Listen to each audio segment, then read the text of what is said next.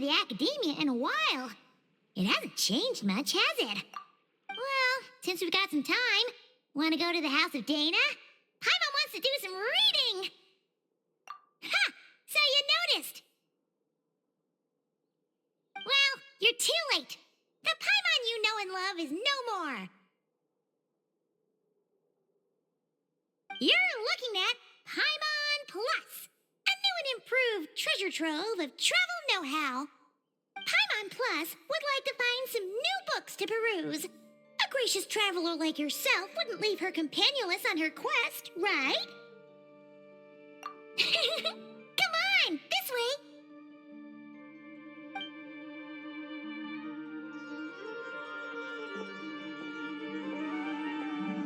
Oh, hey! It's Kale and Cyrus! Wonder what's going on. Let's go see.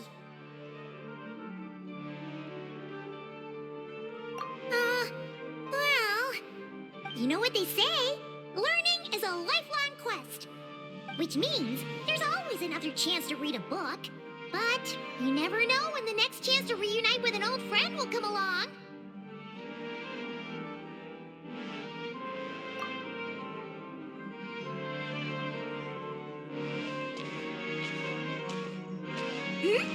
Traveler, Paimon, you're back in Sumeru? Oh, hello, you two. It's been a while. Looking to spend time with some old friends? Yep. We saw some familiar faces, so we came to say hi.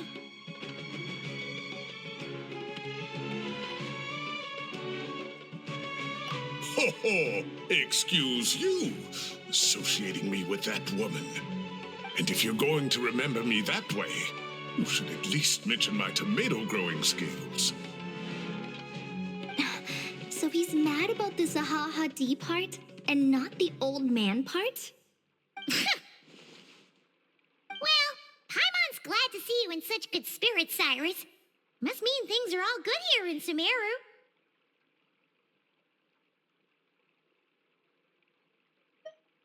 Ah, well, it's quite all right. I'm not the type to take offense at that kind of thing.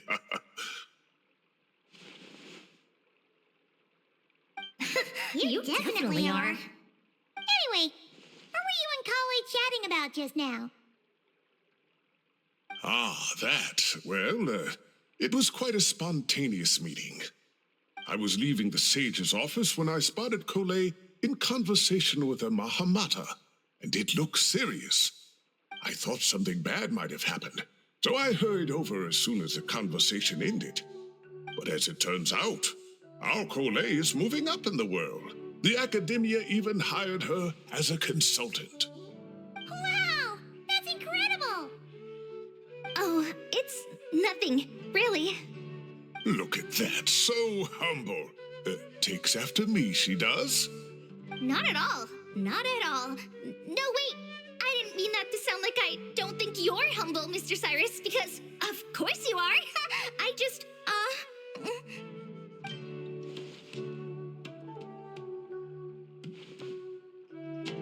Oh, well, I wouldn't even call myself a consultant.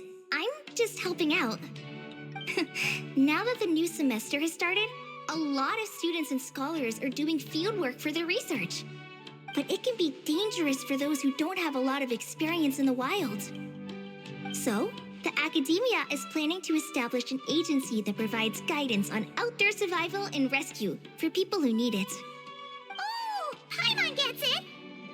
So, you're here to explain rainforest survival as a representative of the forest rangers. Yeah, pretty much. Of course, when it comes to tips on deciphering mechanisms or defeating monsters, that's for people who are far more senior than me to handle. And speaking of which, since we're short on manpower, the person in charge at the academia said we're still accepting newcomers. If you're interested, you're welcome to join and share your insights. Ah, seizing the moment. Well done, Kole. Recruiting someone as capable as the Traveler is a great idea. Oh, and just between the four of us, the academia has set aside a generous amount of funding for this project.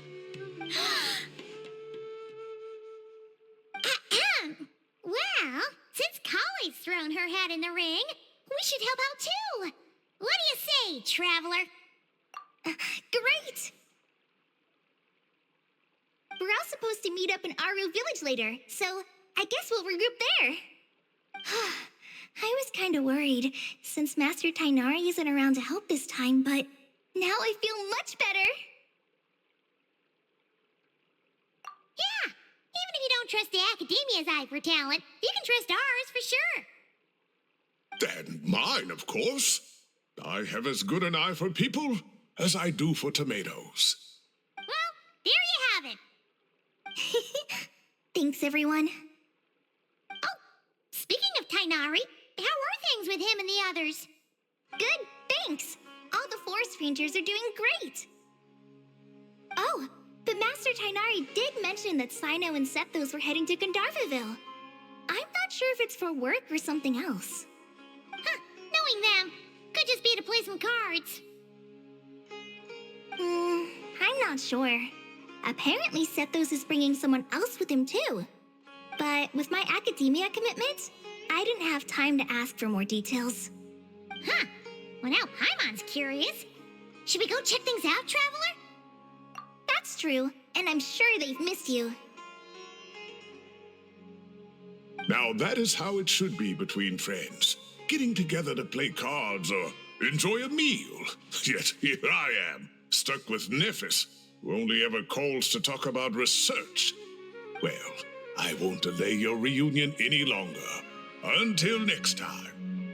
Goodbye, Mr. Cyrus. Take care. All right, I should probably get going too. See you later, guys. Come find me in Aru Village when you're ready. Looking forward to seeing you shine, colleague.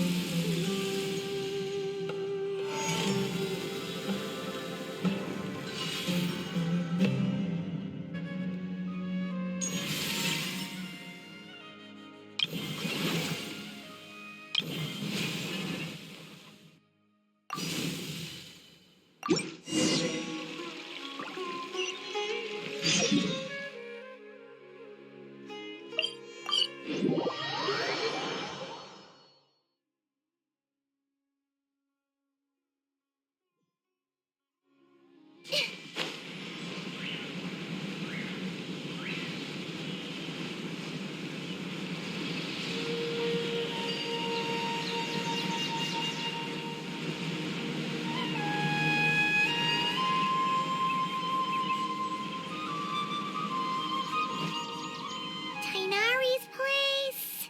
Tainari's place. Ah, here it is.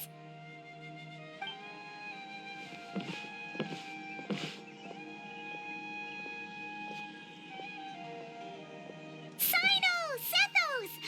Looks like the whole gang's here. Oh, and Layla's here too. But, oh, she doesn't look too good. Did something happen? Ah, Paimon, Traveler. It's good to see you. I'd welcome you like a proper host, but I'm a bit busy at the moment. Apologies. No need to look that worried. My observations indicate Miss Layla's condition has improved quite a bit. There's no danger to her mind. She's just fatigued and needs some rest. Excuse me for a moment while I blend some calming incense. I'll let you two explain the situation. All right.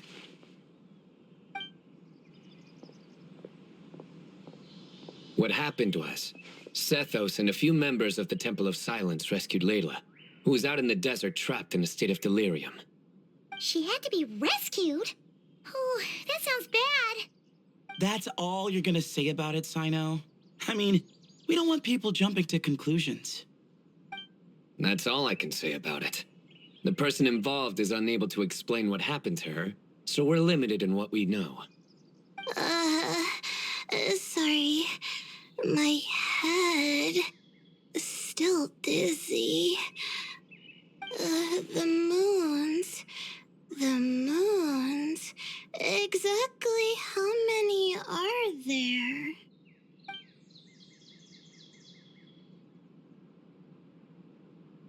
She's been repeating that phrase over and over again, but she can't seem to remember what happened to her. We tried a few things back at the Temple of Silence, but we couldn't recover her memories. Her symptoms are kind of similar to researchers in the Satyavada life state. So we brought her to Tainari to see if our veteran forest watcher had any other ideas. Tainari is pretty much our last option, so let's hope he can help. The good news is, even if restoring her memory is a no-go, we can help with the headache at least. Jur was in a similar state when we found him, delirious and mumbling to himself, but he's more or less back to normal now. Sorry, I should give you some context first, huh? We should let Miss Layla get some rest. Come with me, you two, and I'll introduce you to the other victim of this incident. Good idea. I'll wait for Tainari here and keep an eye on our patient. All right then, this way.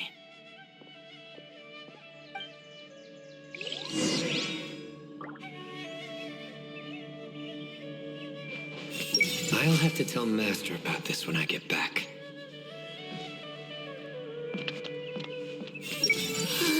How many moons are there in the sky?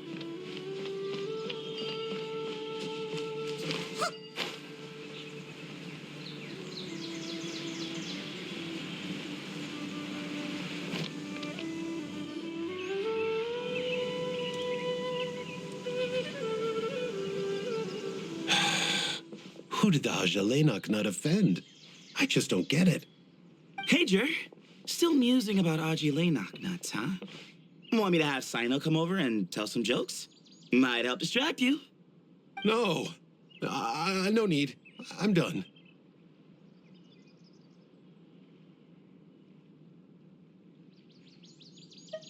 Oh dear. Another master of puns. One of Sino's card buddies, actually. I think I might just take that as my cue to head back to the desert. Hold on. So, what's the deal with the Agilanok nuts? Other than the bad Sino jokes. We'll get to that. But first, introductions are in order. This is Jur, a member of the Temple of Silence. And you remember the Traveler, right, Jur? Of course. I'd never forget a participant in the Rite of Duels or the hero who saved Sumeru. Awesome. Could you go over what happened to you one more time, Jur? Our valiant hero is going to help us get to the bottom of this. Might as well join since you're here, am I right? Just hear him out. You're going to want to uncover this mystery once you do. I'd bet on it. Well, I was on an expedition in the desert not too long ago when I got caught in some quicksand. Later, it became obvious it wasn't normal quicksand because instead of sinking to my death, I fell into an undiscovered ruin. In my panic, arms and legs flailing about, I suspect I touched some things I shouldn't have. Because in that brief moment, an enormous amount of information came surging into my mind. I would hesitate to even call it knowledge, because my brain had no capacity to process the information. To use an analogy, it would be like trying to stuff thousands of Agilanok nuts into a small water skin without it bursting. Sorry again with the Agilanok nuts, I know. It's fine. We're getting to that part of the story anyway. True. Well, just as I was on the verge of madness, a single phrase broke through the storm of thoughts in my head. It was a man's voice saying, "Don't eat Agilanok nuts." What?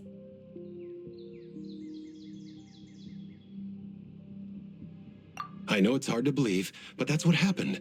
I was saved by the phrase, "Don't eat Agilanok nuts."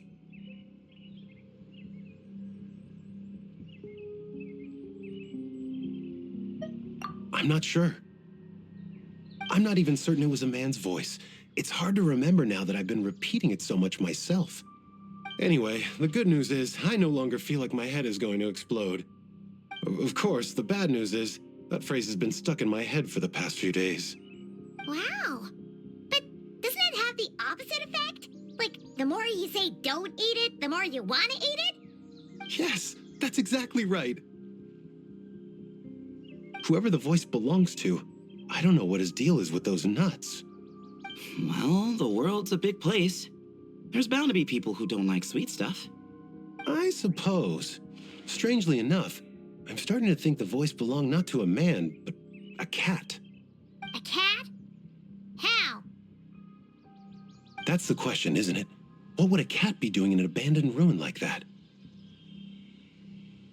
Just as my mind was reaching its breaking point, I could have sworn I heard the sound of a cat guiding me to exit. But when I came to, all I saw was endless desert, and Sethos shaking me in a desperate attempt to wake me up. I'll admit, it was pretty terrifying seeing you like that. Staring off into space and mumbling about Aji nuts. You sure don't sound terrified. Sorry. It's not that I don't care. It's just kind of hard for rambling about Aji nuts to sound menacing. Now, what Layla was saying, on the other hand, that is much creepier. Exactly. The unknown is what breeds fear. Aji nuts are familiar.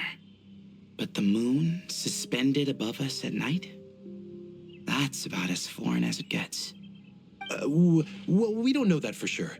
There could be a whole other world inside an Ajilenak nut, with a moon of its own. Huh. I guess. Ajilenak nuts are not to be underestimated. Right, yeah, of course. Won't catch me disparaging the mighty Ajilenak nut. No, sir. Huh. So, a similar thing happened to Layla then? Yeah, I think so. I was in a hurry to rescue Jur, so I put a marker on the incident site so we could go back and investigate. When his condition stabilized, we doubled back around to check and...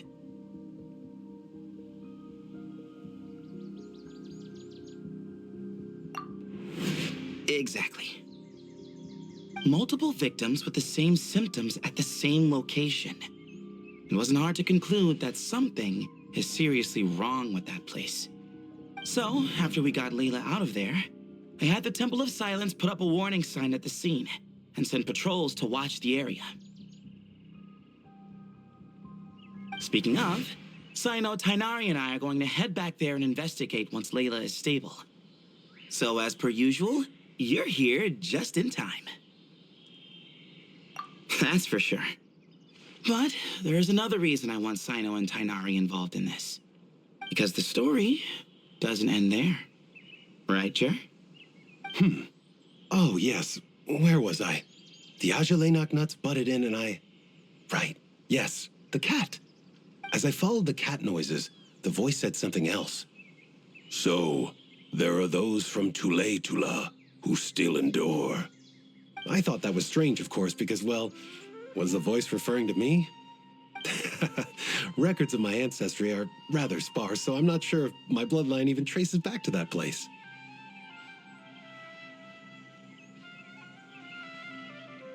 That's right. The Temple of Silence's place of origin. And the home of Tainari's people. Plus, Hermanubis, who Sino and I both share a connection to, was one of the city's founders. As the temple's current leader, if something strange happens in the desert, it's my job to get to the bottom of it. But it turns out, a lot of people have a horse in this race, and I'm not leaving any of them out. See? Knew you'd join. But yeah, that's all we know about Jer's situation. Tainari should be done on his end. Let's head back and check on Miss Layla. Hey! The more I mention Ajilenak nuts, the more I want some.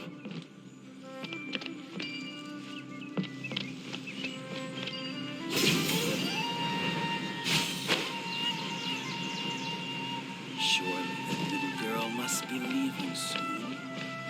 Everyone okay? I'll have to tell Master about this when I get back.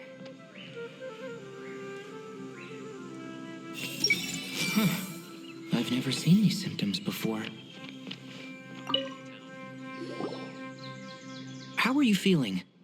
But don't speak if it's too taxing. It's fine. I'm much better now, thanks. I feel like I haven't slept in 2 days, so pretty much back to normal. Whoa. That's your normal?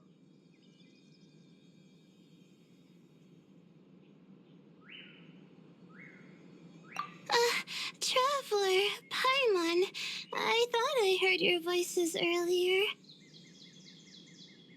Oh, and, I'm sorry. Huh? You don't have to apologize. He didn't do anything wrong. No, I just mean, I think I'm about to disappoint you. My head was kind of muddled earlier, but I still heard your conversation. I know you're trying to figure out what happened to me, and I want to help. But, I really don't remember anything. Does your head still hurt? No, I feel fine. The incense you made helped a lot. I'm still hearing those words in my head, but other than that, I'm okay. It's just, all I remember are those words. Everything else is a total blank. One moment I was heading to the stargazing point I'd calculated, and the next, I was on my back in the sand. The same phrase playing over and over again in my mind. How many moons are there in the sky? Sethos, did your friend Jur suffer from memory loss too? Not really. His memories are blurry, but there aren't huge gaps like this. He remembers touching something. Someone talking, a voice mentioning Tuletula, and hearing a cat lead him to the exit. A cat. Did you hear it too? Huh? Now that you mention it, I think so. It was so soft. I thought I was imagining things. Which means, at the very least, what the two of you experienced while escaping the ruin is consistent. A single sentence repeating in your heads, and the faint sound of a cat. Still not a lot to go off of. Agreed. Oh, is your head hurting again, Layla? No, I was just thinking. Maybe my memories are blank because I was sleepwalking at the time. Sometimes my friends and classmates tell me about things I don't remember doing, or places I don't remember going. I don't talk about it a lot because, well, I don't even know how it happened. But I don't want my personal circumstances clouding your judgment. So I, just wanted to mention that. Ah, I see. Well, thank you for telling us. But I don't think we need to dwell on that for now. We're gonna check out the site of the incident for ourselves, so that should help us come to our own conclusions.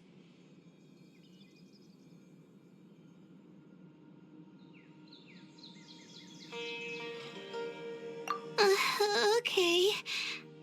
Then could I come too? I have to know what happened to me back there. Sure, but on one condition. You need to be in tip-top shape before we head out.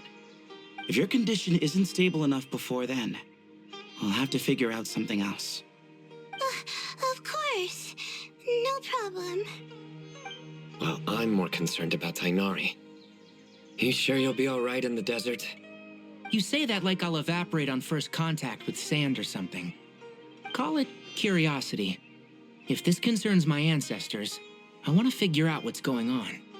Anyway, as long as I take things slow when the sun's out, I should be fine with the right preparation.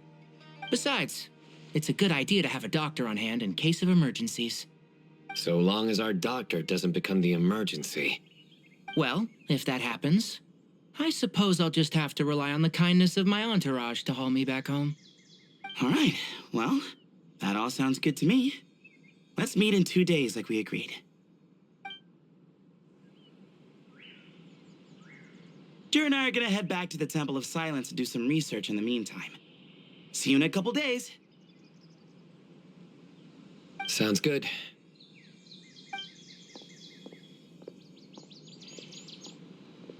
What about you, Layla? If you feel like you need more rest, I can arrange a room for you to stay in. No need. I've asked enough of you as it is. Besides, I feel a lot better. I should make it back to my dorm, no problem. You sure? Don't push it too hard, or you might end up sleepwalking along the way. Don't worry, I'll be fine. I have other things I need to do anyway. Like letting my advisor and classmates know that I'm fine, adjusting my stargazing schedule, things like that. If I don't get it all done, I doubt I'll be able to sit still, let alone stay here and get some rest. I'm not so sure that's...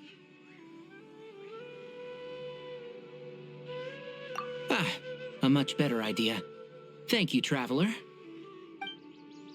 Of course, if anything starts to feel off, come back for a checkup right away. You'd better listen to him, Layla, or he'll feed you tasteless slop as a punishment. Punishment? You're the one who caught a cold. You're supposed to eat light when that happens. Besides, with your nose stuffed up like that, you couldn't taste anything to begin with. Huh. Is that so? And here I thought it was an in-taste-to-know issue. Should have seen that coming. You're off the clock, so now it's time for puns, huh? Oh, brother, not this again. Don't worry, Paimon. I understand. If you want me to stop, then Then? you'll have to call a plumber. Tell them someone's gotta pipe down.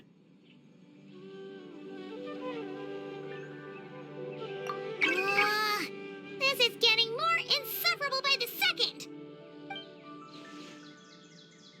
Put a sock in it already, please.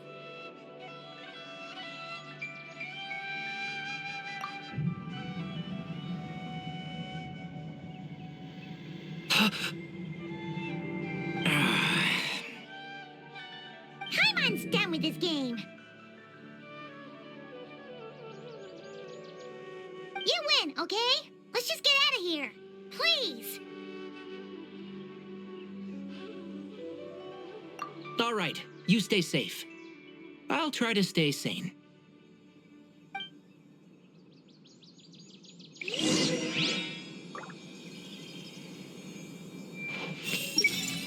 He's gonna make a mushroom joke when we eat. I just know it. I see everything. Tainari should make something with mushrooms later. A fungus for a fun guest.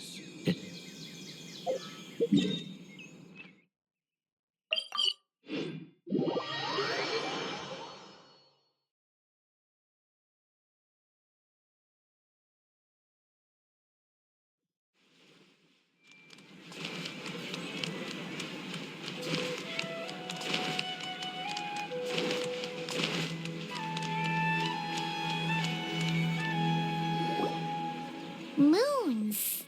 As you Ashalenak nuts. Moons. As you Ashalenak nuts. Are the moons going nuts? Oh no! Looks like Paimon's caught the brain bug too. She can't stop thinking about those two things. Oh, Paimon's gotta clear her head. But how?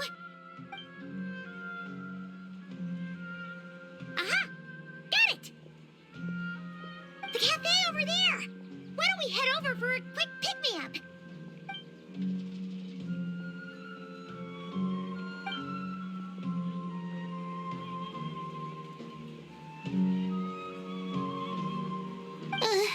Sorry. I feel kinda tired all of a sudden. Wait, is it because of all Paimon's muttering just now? Oh, sorry. The coffee will be Paimon's treat, okay?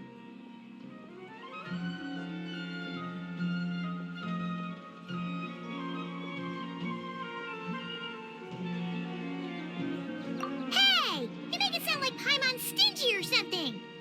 Huh, well, she'll just have to show you her true colors. Yeah, starting now.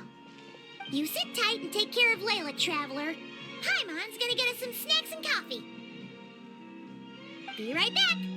Don't go anywhere in the meantime.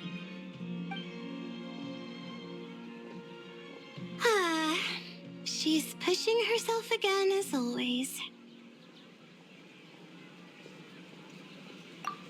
Saw right through me, huh? I apologize for the sudden emergence, but I didn't have any other options. Well, that's true. So, for our sake and your safety, allow me to fill in the gaps in her memory.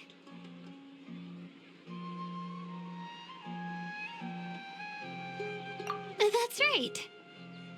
Layla was already in bad shape, stressing about her new study topic, focusing on the stars instead of her surroundings. By the time she realized the danger she was in, it was too late.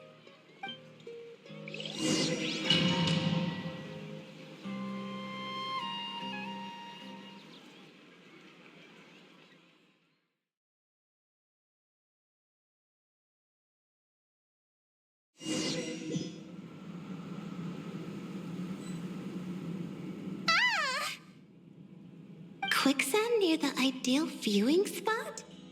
Wasn't expecting that. Looks like Layla's been under a lot of pressure lately. She hasn't been paying attention to her surroundings. But why would quicksand lead to a place like this? Well, all in all, looks like a common desert ruin. Guess there's nothing to do but try to find a way out. Oh, Layla, what have you gotten yourself into this time?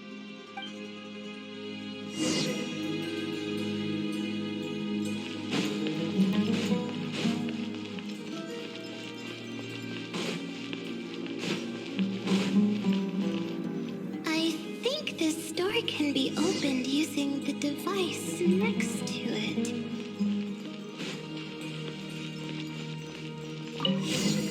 Just like I thought. Ugh, what was that? My head. It hurts. Is Layla waking up? No, that's not it.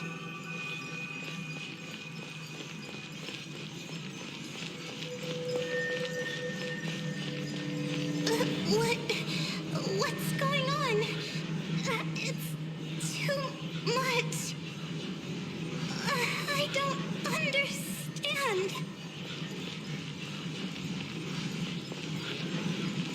The ground is...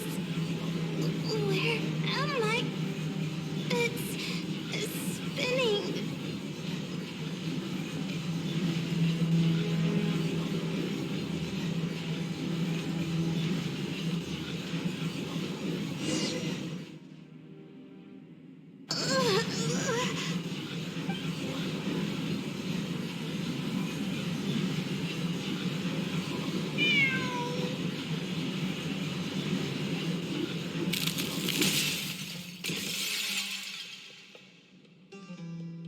How many moons are there in the sky? How many moons are there in the sky? Okay, information isn't rushing into my brain anymore. That's good. How many moons are there in the sky? My head hurts, but there are no more dark spots in my vision, and I can see in front of me. Still, how many moons are there in the sky?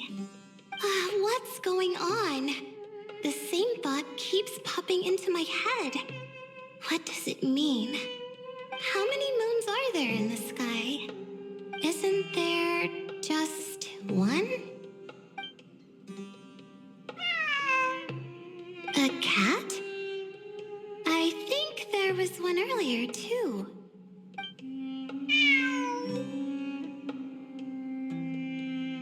I'm not hearing things. It really is a cat. But what is it doing here?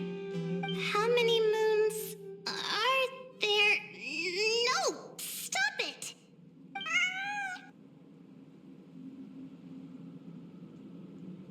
Does it want me to follow its cries? Well, it's not like I've got other options. Come on, Layla. You can do this.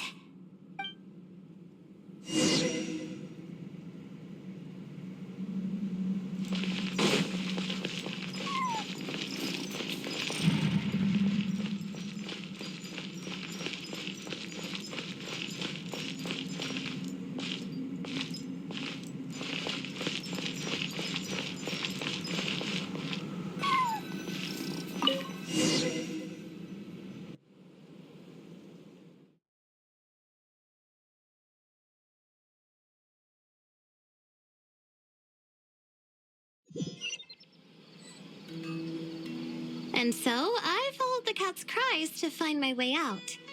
It was quite a kind creature. It didn't even leave until the other me started to wake up.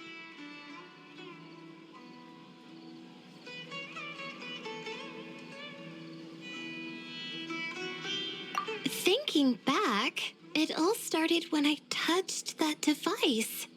I've heard fellow students talk about it before. How the desert is full of objects that do strange things.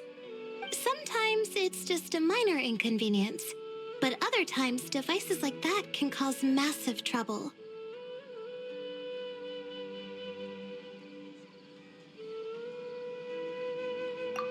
Of course.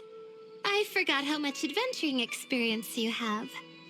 Still, carrying an umbrella doesn't mean you can't get soaked, so just be careful and stay away from unknown devices. No need to thank me. You and Layla are about to head into dangerous territory together. You need to be safe so she can be safe. Well, I think that about sums it up. And just in time. Your coffee's here. Traveler? A little help over here?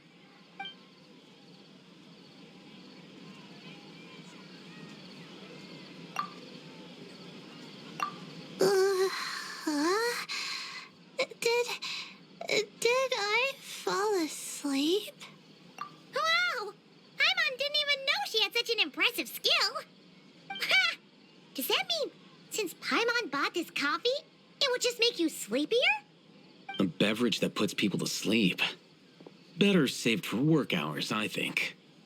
What? So you can nap on the job? Who does that? Huh? Oh.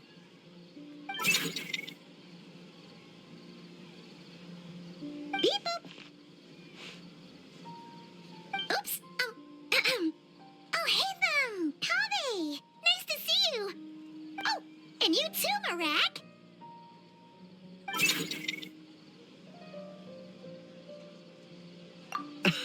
Sorry. Hope we're not interrupting anything.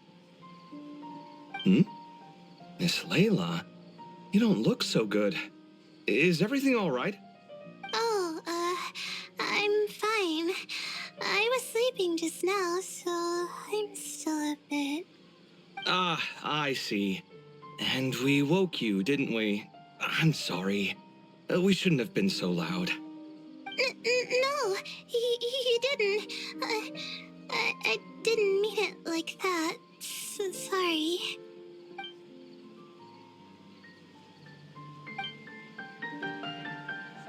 Wait, where are you going? You just got here. I'm going to do what I came here to do. Which is? Buy coffee beans.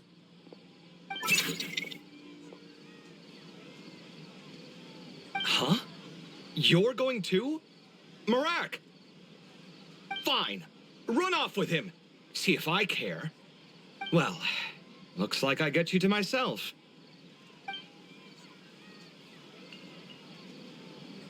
It's been a while, hasn't it? How have you been? So, a busy life of adventuring for you, and a busy life of academics for Miss Layla, is that right? Oh, is something wrong?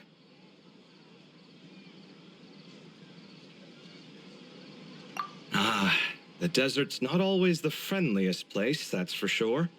And from the look on your faces, I'm guessing this problem's not resolved?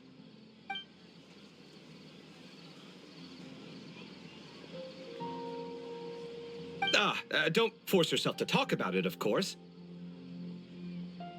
But I've worked on several projects in the desert before, so if there's anything I can do to help, just say the word. No, I don't have anything to hide. It's just complicated, so explaining might take time. Ah, well, lucky for us, I've got that in spades. Yes, you have been quite sedentary recently. Excuse me? I've been going about work as normal, thank you. And, might I add, you do way less work than me.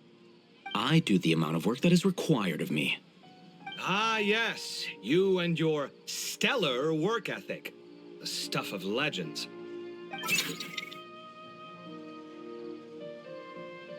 Oh, now look what you've done. I've lost my train of thought. Where were we? The problem in the desert. Wait, you were listening earlier? Oh, we're giving the silent treatment now? Mature, very mature. Continue, Miss Layla. I'm curious as to how this incident unfolded. What did I tell you? This one doesn't have enough to do. Alright, well...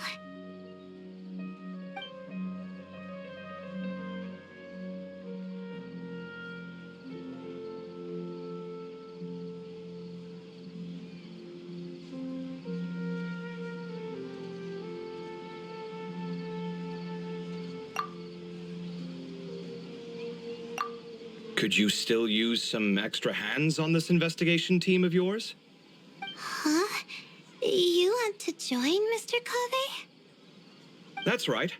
I think my experience studying desert mausoleums could be of some use here. While Hatham's expertise in ancient languages could be helpful too.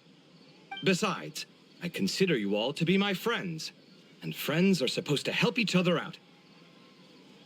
Wait, I'm involved in this now? Oh, please, I know you. Half the battle was over the minute you said you were curious. We couldn't stop you from joining if we tried. Well, you've got me there. Besides...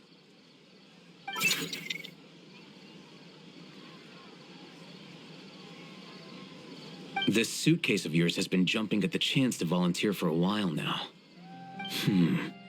I imagine You imagine? mechanical life forms might also feel homesick from time to time. Huh. Now that you mention it, Marak's core was a component sourced from the desert. That could prove useful. You're sure you want to come with us? It could be dangerous. Oh, I'm sure. All the more reason to recruit as much help as possible. It's important to count on friends at times like these. Our pleasure. It's a plan, then.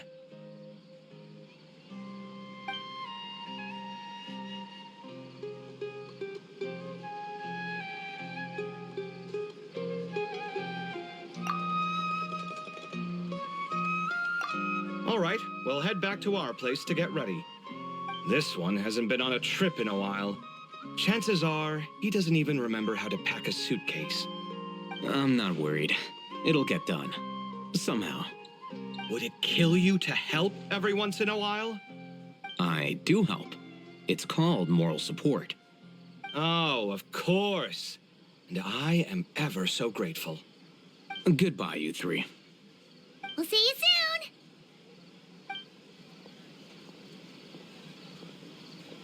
Oh, and Kaveh, your coffee beans. You were too busy glaring at Alhaitham, you almost forgot them.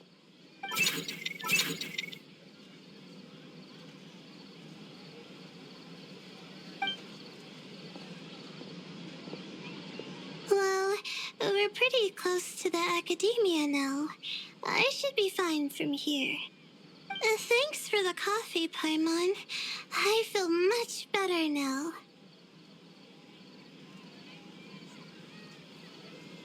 Right. I'll follow the doctor's orders. Or try to, at least. With the blessing of the stars, I hope we all get a good night's sleep.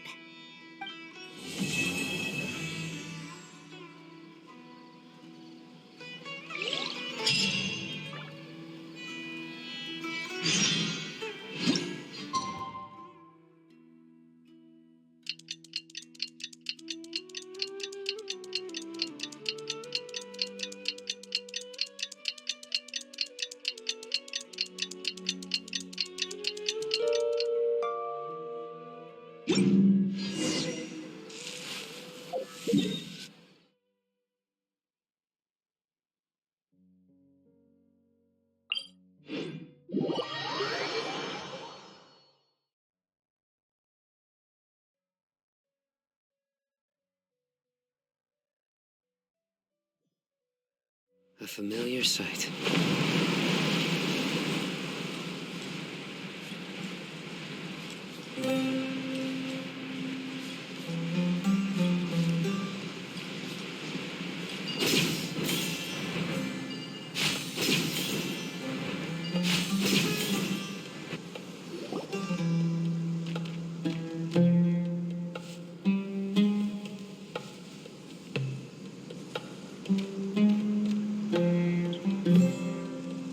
Looking at the map, we should be getting close. Speaking of which, the closer we get, the more Paimon's heart feels like it's beating out of her chest. Excitement. Yeah, sure, that's it. Oh, look, it's Tainari and the others. Everyone's here bright and early. Yeah, the desert's a pretty harsh environment. Better to travel at night and beat the heat. Hey, everyone! We're here! Ah, right on time. You don't need to worry about me. It's not too hot yet, and I'm properly hydrated. All right, we're just waiting on the two people Miss Layla mentioned, and then we'll be set. He's staying behind. If we don't make it back after a certain time, he'll be in charge of rescue operations. You can count on me. Nice! You thought of everything! Oh, and Cyrus said he'll be in Aru Village, so he's also available if we need help. Haha! Amazing! Having people to watch our back is making Paimon a lot less nervous. Yeah, I did. After hearing about what happened, my advisor gave me some time off to rest. So, my studies are on hold for now. Then, does your advisor know you're back in the desert to investigate? Yes, but I was only allowed to come after I mentioned that General Mahamatra would be there too. Haha! Quite the reputation you've got there, Sino. Something wrong? You haven't said a word this whole time. Are you in a bad mood or something? No. Being skilled with words also means being a good listener. I'm just reflecting on what you're saying. Alhaitham! Kaveh! Ha! Over here! Darn it. I was just setting up a brilliant... Yeah. I'm sure you'll find another chance. The important thing is, our scribe and our renowned architect are here at last. High praise. But wait, why am I renowned and not him? He's just as famous as Sino, Dia, or Nilu. That just means your level of fame is even greater. How could a lowly scribe hold a candle to you? Lowly scribe? Please. All those strings you pulled to get those new books from the House of Dana? What do you call that? Borrowing. Anyone with an employee ID can do it. Uh-huh, yeah. The House of Dana bends over backwards for just anyone, does it? Send a report to Lesser Lord Kusanali then. Let her know someone at the Academia is abusing their position. Hey! I never said abusing. Impressive verbal sparring, as always.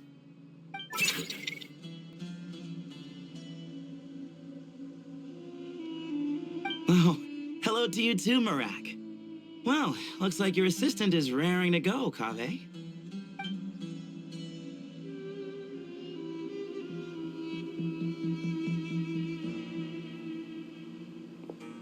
So, I say we get this show on the road. No sense delaying the inevitable.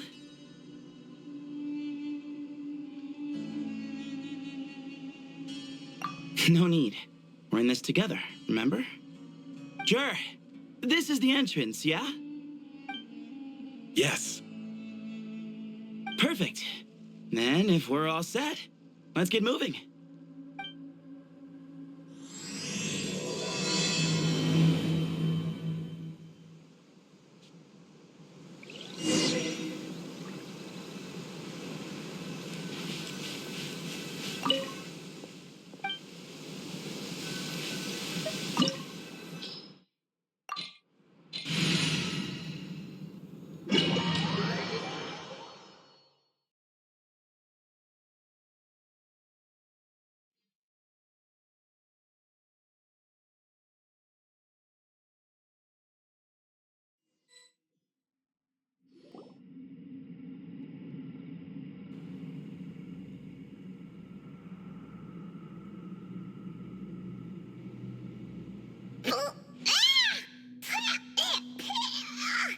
Paimon's mouth is full of sand! Ugh. So that's what falling into quicksand feels like? If this was quicksand, we would have struggled to breathe. No. I think this was regular sand, and we didn't sink into it. We fell through it. Into this place. Agreed. In other words, sounds like a you problem, Paimon. Ha ha, very funny. No, wait, Paimon's the only one. Ha! See? What? I'm the only one with sand in my shoes? Yeah, right.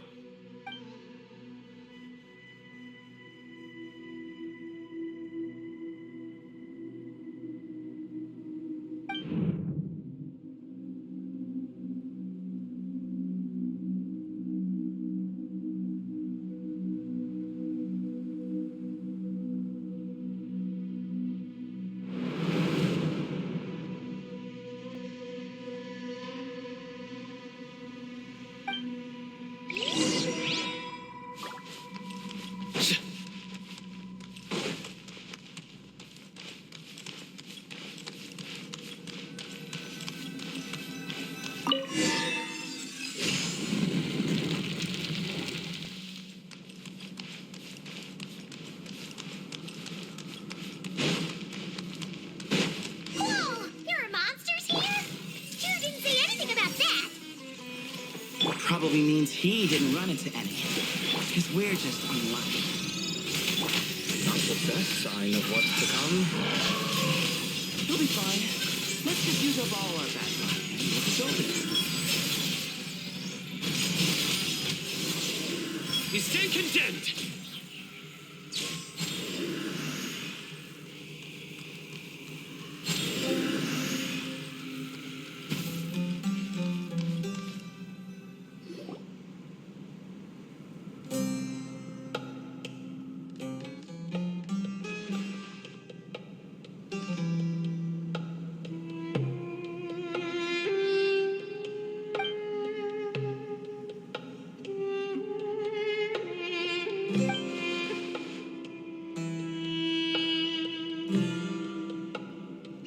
Well, that goes without saying. Fair point. There's just one problem, though. The only way forward is through that door. Oh, is it time to hunt for a key? Paimon loves this part. Don't worry, with our adventuring experience, we'll find it no problem. Let's get searching.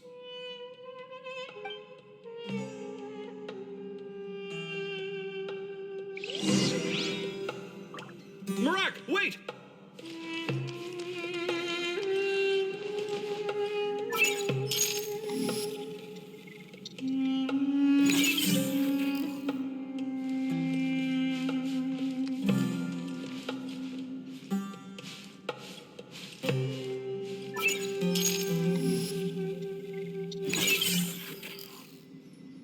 Marak seems interested in these jars. Go smash them. Ah, well, we would hate for you to have to lift a finger, Your Highness.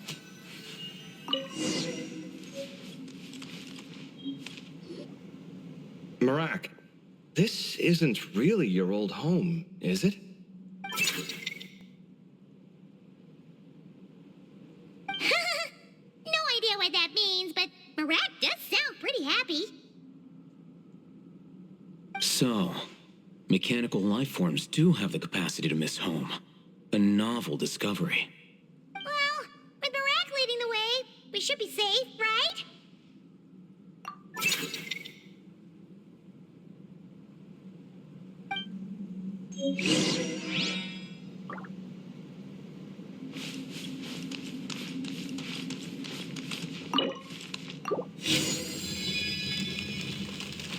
Good thing you decided to join, Kaveh. Otherwise, our investigation would have ended at that door. It was nothing that I did. You should thank Marak instead.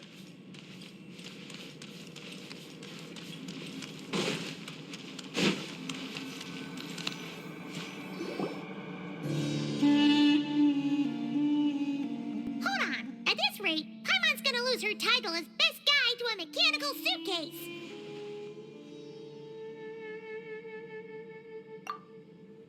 Aw, thanks.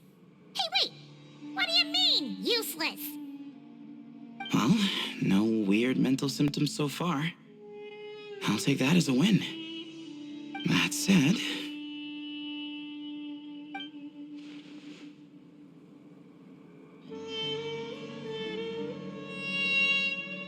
There are 3 doors here. So, we split up. Divide and conquer. Otherwise, this whole thing is in ruins. No pun intended on that last part. I swear. Yeah, that might be our best option. Good idea.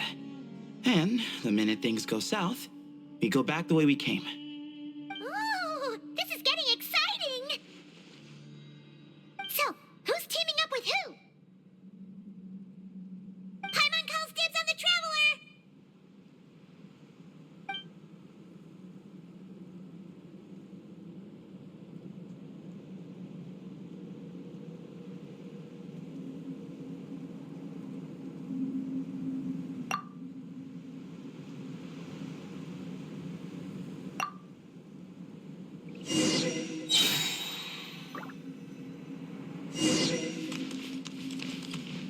Huh.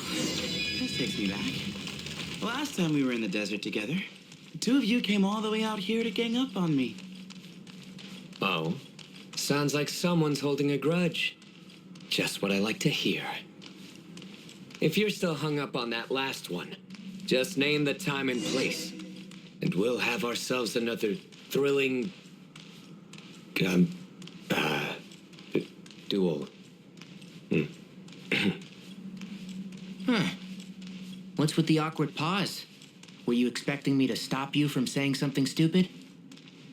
You two can have 1,000 duels for all I care, after we're done here. For now, focus on the task at hand.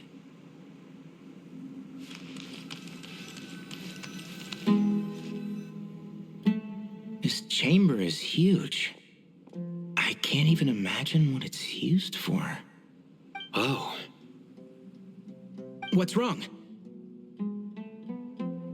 I seem to have stepped on some kind of stone slab. Huh. There's a pattern on this. but it's hard to make out with all the dust. Huh? Look! The shape seems to match the markings on the ground over there. Let's slot it in and see.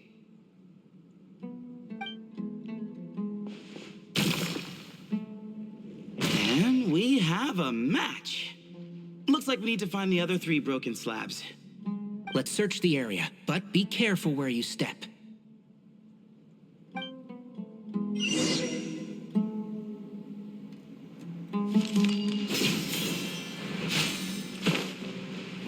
Ooh, got one. Ouch, but watch out. The edges are kind of sharp.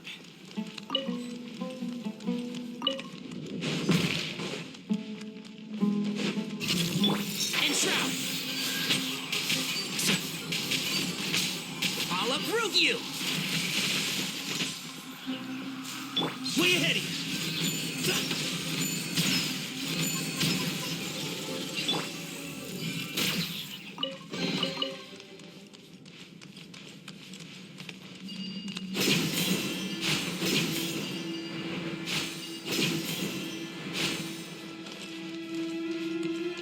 Got the 3rd piece.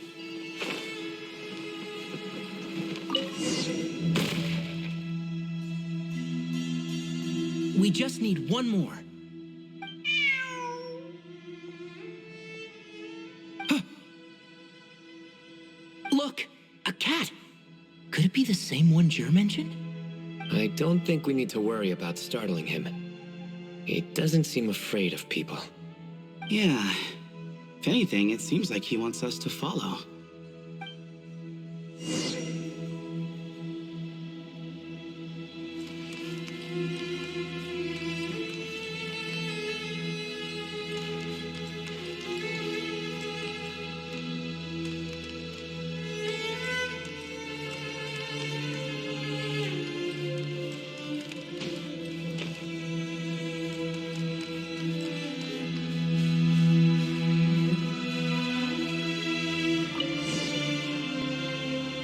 Oh, he led us to the last piece. Who's a good kitty? I never thought I'd hear you say something like that. You've clearly never heard how the professor talks to his tomatoes, then.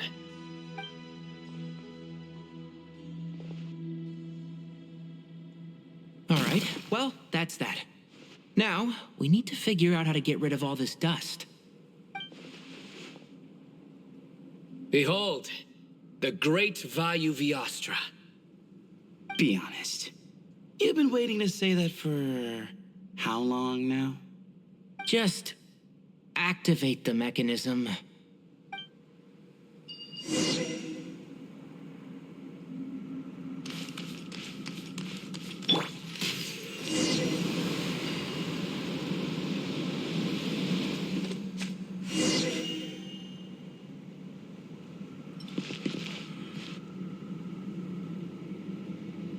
Huh.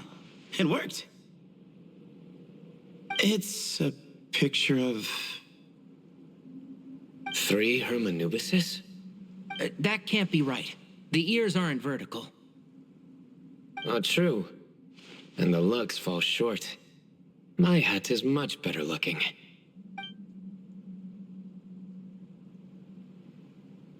A goat, an ibis, and a crocodile. Oh, wow. Our botanist knows more than just plants. Riveting observation. I was just thinking. These 3 figures look a lot like the 7 pillars of King Deshret. That's right. These are our colleagues. Our what now?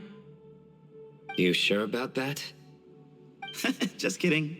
But what I meant by that is these were Hermanubis' colleagues back then. The middle one is the Goat King Harashef, Minister of Ministers, the god Amun's most trusted chancellor. Records say he was the deputy king of the Desert Sands, chief among the 7 pillars. Someone even more impressive than Hermanubis? I wonder if that ever got his goat. Sorry, couldn't resist.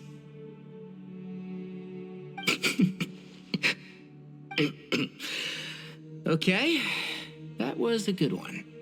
Wait, really? I've got so much more where that came from. Where were we? This is Sopik, the Crocodile King, captain of captains. As the name suggests, he was a valiant commander and had dominion over all weapons of war. And finally, this is the Ibis King Thoth, scribe of scribes. Your memory's pretty impressive. I bet you're almost as good as me at memorizing cards. A scribe? Did he manage archives then? Like Alhaitham? Wait, that's all Alhaitham does? I never knew being an academia scribe was such a cushy job. Well, that's how his friend put it, anyway. But it does seem like he has a lot of free time. Well, I don't know much about the academia, but I'm sure the Ibis King had more responsibilities than that. The temple's records say he represented the wisest aspects of King Deshret, inventing the desert script and arcane arts at his king's command. He must have been quite the impressive man then. Or creature, depending on how you look at it. Still, why are these three the only ones represented here? What about the other pillars of King Deshret? Maybe because the three of them were extra close? Huh. Kinda like us. Oh yeah! Maybe we should have someone inscribe us on a commemorative stone slab too. Or we could just take a picture. It would serve the same purpose. Anyway, no more distractions. Huh. Doesn't it look like there's writing carved into the corner? Huh. There is. And it's in the ancient desert script too. Looks like the Ibis King left you some homework. Give me a sec. I'll try and translate it. The ministers are unvirtuous. The scribes unwise. The captains unworthy. My end is not humanity's end. Hereby bestow upon you all the far side of eternity. Wait, so they went to Aru? It doesn't sound like it was their idea. The far side of eternity is said to be the final land of dreams for all desert dwellers. But if such a place did exist, wouldn't it also be an inescapable prison? Yes, and based on the writing here, it's clear King Deshret wasn't pleased with these three. This gift he bestowed upon them seems more like a punishment. Such is the power of a king, I suppose. Which means the goat's the one who got in the end. Huh. Yep, not as good the second time. What? Impossible. Well, looks like that's all we can learn here. Should we keep going? Yes, no time to waste.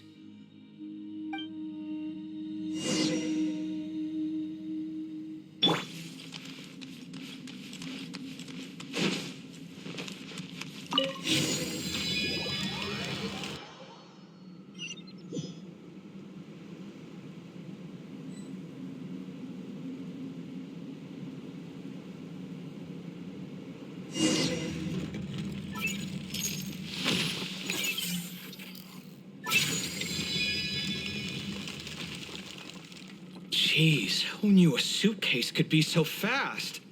Marak is nothing like this when it comes to housework. Hey, wait up! A scout's job is to take the lead. Just let Marak figure it out. Easy for you to say. I'll be the one doing the repairs if something happens. Why don't you go scout ahead then? When I think of a comeback, I'll let you know. Oh, Marak stopped. What is it? Found something? Looks like something covered in sand. Let's get it out then. Come on. Oh, it's a stone slab. Good job, Marak.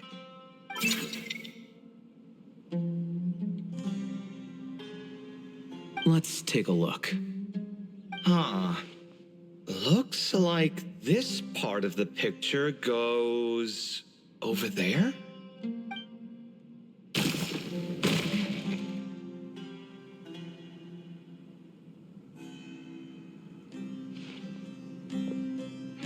In that case, there must be other pieces. All right, and let's look around. Hey! Why are you sitting down? I thought Marak was helping. Oh, so you do know what that word means. Great. Are we supposed to just sit back while Marak does all the work? No, I doubt you could do that. Exactly. But I can.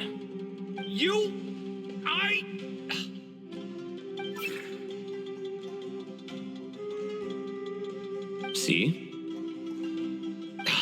It's all coming back to me. How insufferable it is to work with this no-good, do-nothing... We could be more efficient, I agree. I'll work on this piece. You take care of the rest.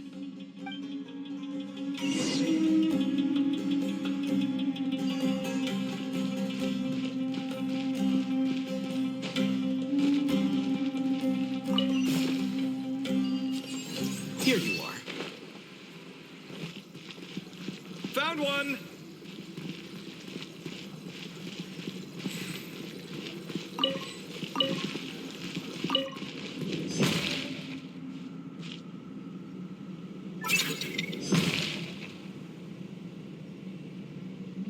Good teamwork.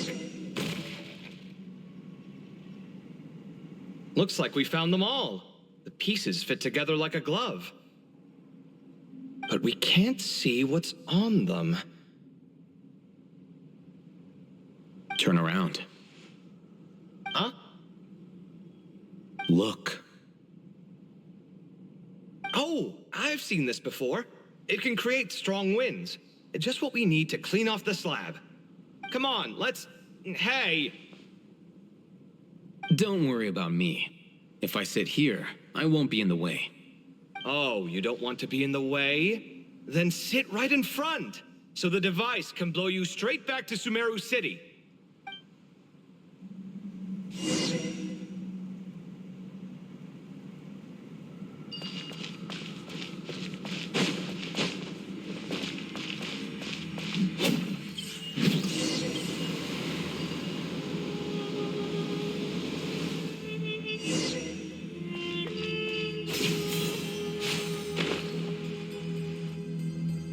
Done.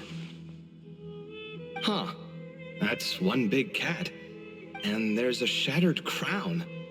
I think it's depicting some kind of story. Look, there's writing too. The Ibis King answered the young noble, granting him the wisdom he sought. But the fragile crown was shattered by lies in the end. Here I leave the name, Gudars. Gudars. I've seen that name in a history book before. He was a young noble who sought to save his realm, and a king who once united the desert. That's right. Although his methods were rather shameful. During his long reign, he betrayed his family and the nobles who supported him, only realizing the error of his ways after his enemies left him nowhere to turn. But by then, it was too late. Seems like a common occurrence across history. Different people, same mistakes. It's an inevitable pattern, destined to repeat itself.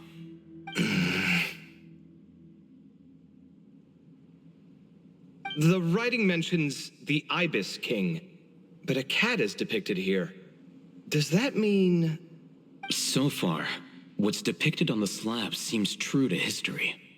In which case, this cat is either a proxy for the Ibis King or a manifestation of said king himself. Exaggeration is a common method ancient records use to highlight a being of higher status. And as we know, Layla and Jur both heard the sound of a cat while escaping the ruin.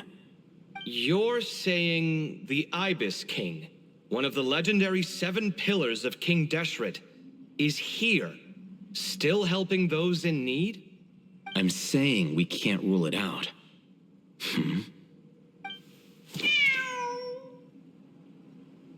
Wait, there it is! The cat!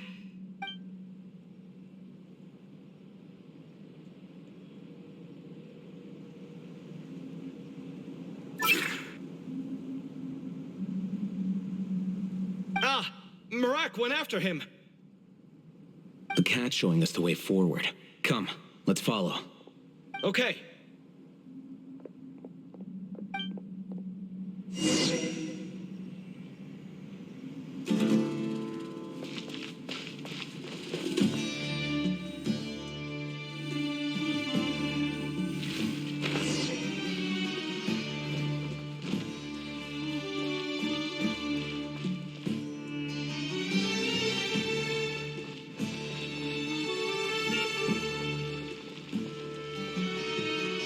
Huh. The cat's gone. Yes, but look where he led us. Oh. Another slab. It looks similar to the last one.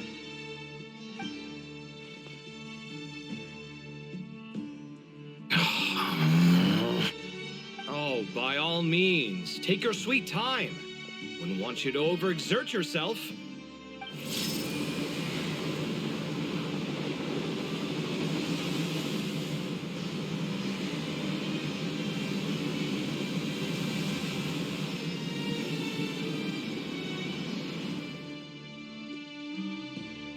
Huh. The scene depicted here... Seems to be a different tale. The Ibis King answered the gin-blooded dancing girl, granting her the wisdom she sought. But enemies plotted to kill her close kin. Snake venom was her self-chosen end. Here I leave the name. Makaira. The Temptress of Woe? You've heard of her? Of course. I don't just sit around doodling all day. She's mentioned in tons of papers about the desert. As I recall, she was given as a gift to the tyrant king of Gurabad, and later seized the opportunity to kill him. After getting her vengeance, she reigned as queen for many years, until her enemies attempted a coup, and she took her own life. That's more or less the version I've read as well. It seems this queen also had dealings with the Ibis King. Yeah, I'm starting to find this whole granting wisdom business a bit concerning. I mean, considering how Gudars and Makaira ended up, it might not have been a good thing. But, at the same time, if the cat guiding us is linked to the Ibis King, then he doesn't seem like a villain either. People are complicated, and the same is true of the servants of the gods, no matter their wisdom or power. Let's reserve judgment for now and keep moving.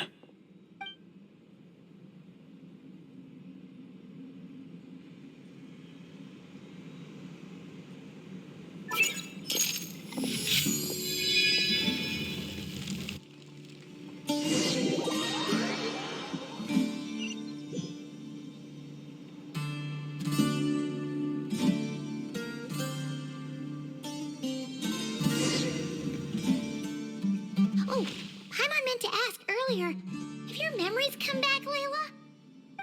No, sorry. To be honest, nothing about this experience feels familiar. Besides, my focus is the stars, so I don't spend a lot of time exploring ancient ruins. Guess that makes us the senior researchers in this scenario. Stick close, all right, Layla? Okay.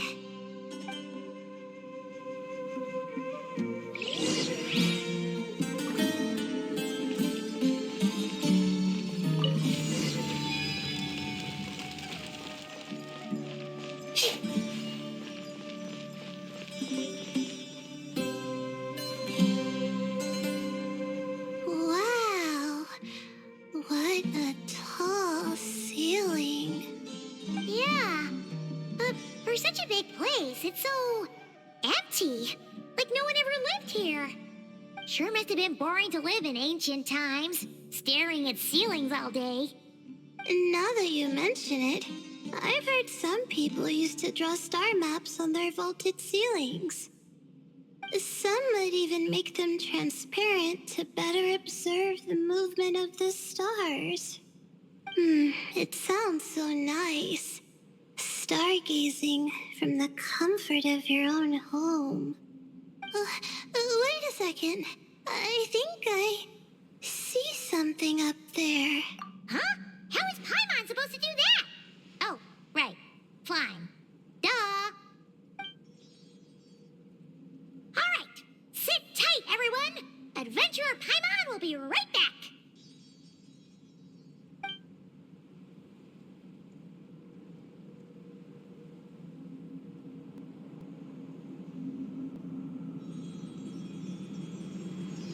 Okay. So, there's nothing super special up there. Just a couple of shelves, tables, jars, and scrolls. And a whole bunch of dust, dirt, and sand. You really want to search through all that stuff?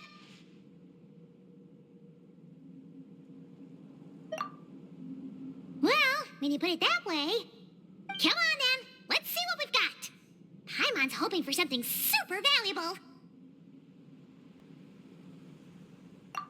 Thanks. I'll stick close.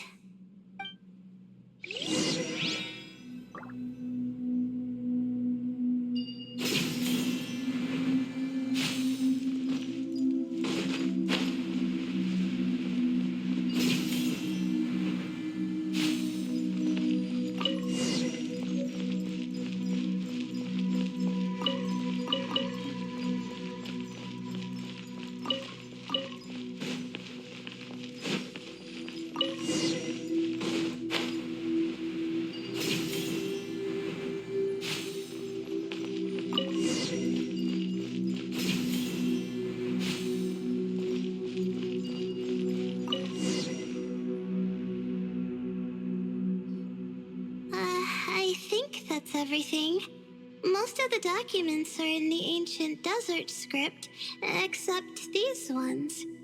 These seem old as well, but the handwriting makes them stand out.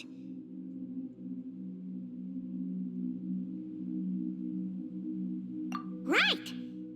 Let's arrange them in chronological order before we read through.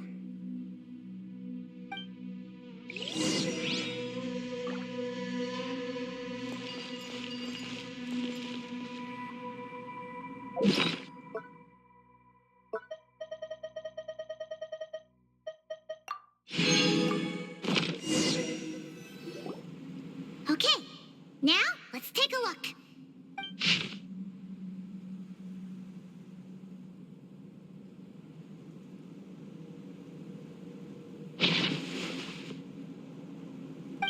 Maybe this person fell in by accident, like Mr. Jur and me. Yeah, maybe. But they don't sound super worried about their situation. So, either this person's an ace adventurer, like the Traveler, or some kind of super optimist. An optimist, huh? Oh, I wish I could be that sort of person. That's right!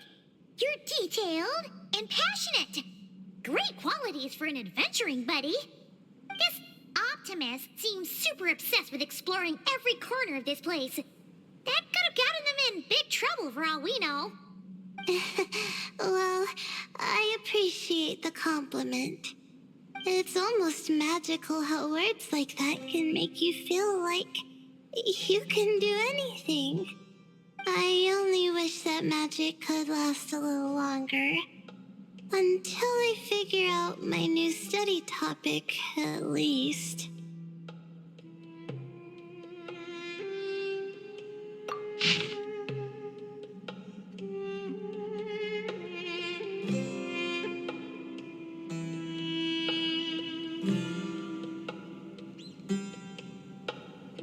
Oh, looks like you were spot on, Paimon.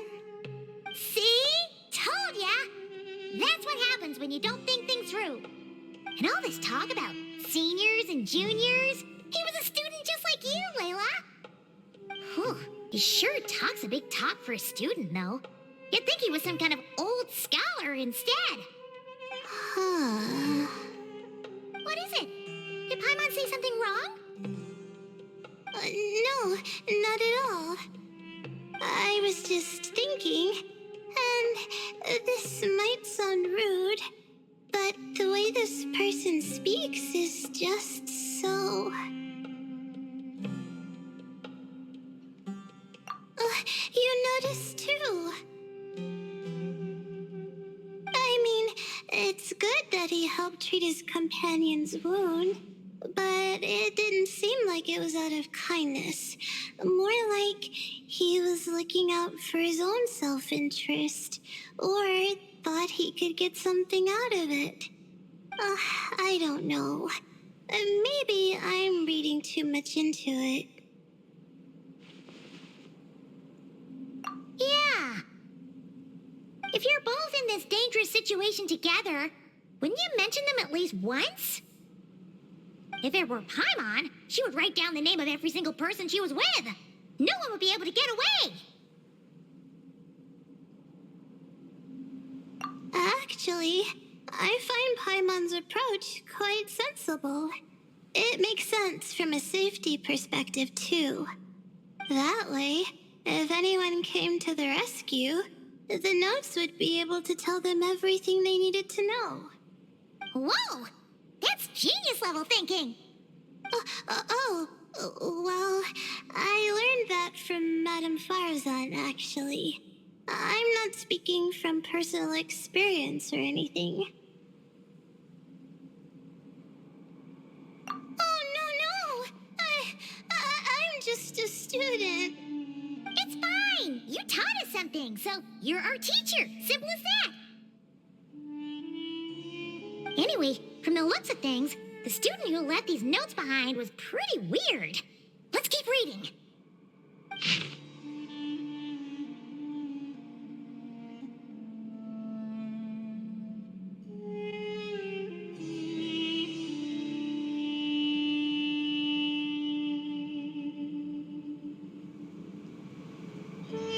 Whoa! Hang on! That's a lot of information. Paimon needs a moment to take this in. The Ibis King. So, did this person actually meet the Ibis King here?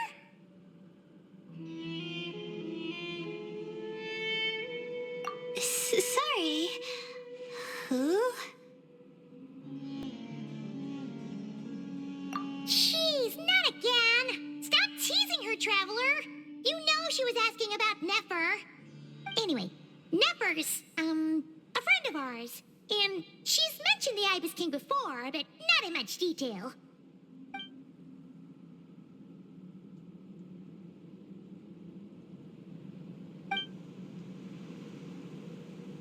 Oh, I see. Well, that's not too surprising. Most people in Sumeru know about King Deshret, and most in the academia have at least some knowledge on the Seven Pillars. Legend has it, King Deshret ruled the desert at the head of several wise retainers, guiding their people to pursue the limits of wisdom. He also left behind treasures for future generations, which continue to be relevant in nearly every research discipline. And now, this message indicates this student and his senior were rescued by the Ibis King. But to think it's possible to meet him in a place like this... We don't know when these notes were written, but didn't the Seven Pillars disappear a long time ago?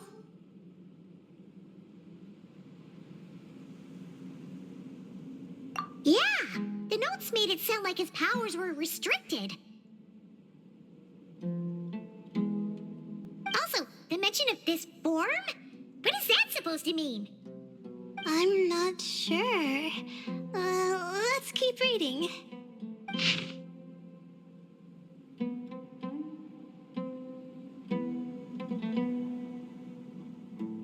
Oh, this is the last page. There's even a signature at the end. Well, sounds like they made it out. guess it was a happy ending after all. Wait. But it says, the Ibis King cannot be trusted. Huh. Our friend said something similar. That the Ibis King was a liar. And the notes did make it seem like something wasn't quite right with him. Maybe he wasn't one of the 7 pillars at all, but some kind of con artist. Great, Ibis King! If you heard that, Paimon didn't mean it.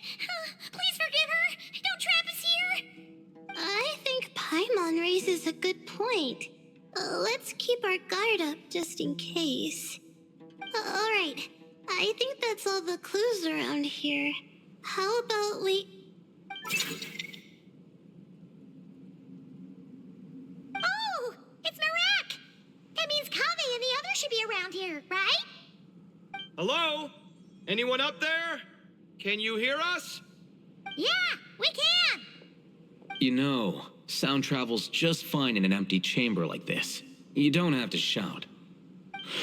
Of course, if you're shouting to express your excitement at being reunited, by all means, pretend I never said anything. Yelling like this is kind of exhausting. Come on, let's head back down.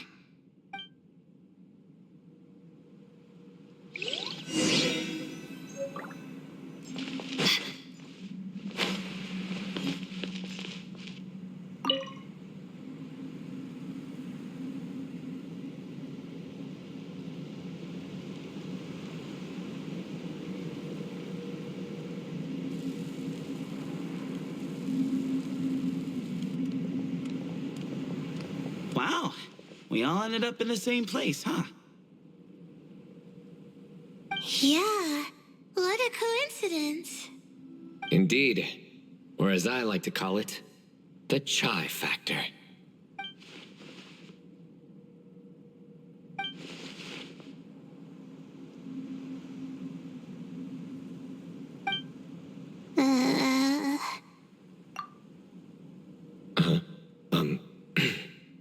No reply?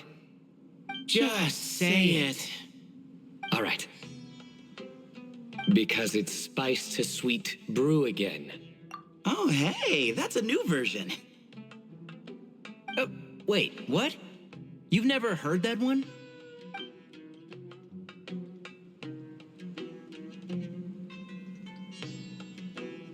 What are you looking for? A place to sit and read my book. Oh, great. What else is new? Well, looks like everyone made it through unscathed. Let's take this chance to get some water, rest a bit, and discuss what we learned. Sound good? Yeah, let's debrief.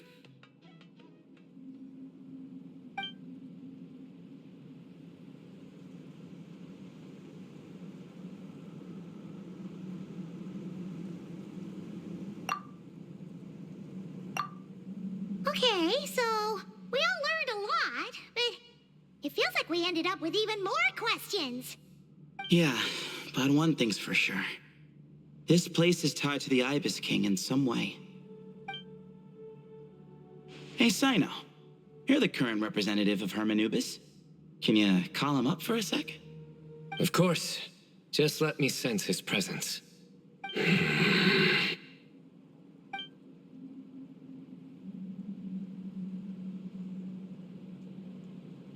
Just kidding. I can't sense him at all.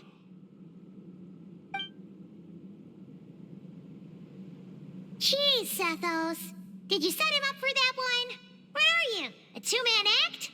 Sorry, Hermanubis isn't like the Ibis King. He can possess me, but I can't talk to him whenever I want. Oh, truly? Does that mean he's gone? I would have liked to reminisce about old times with him. Ah, the cat!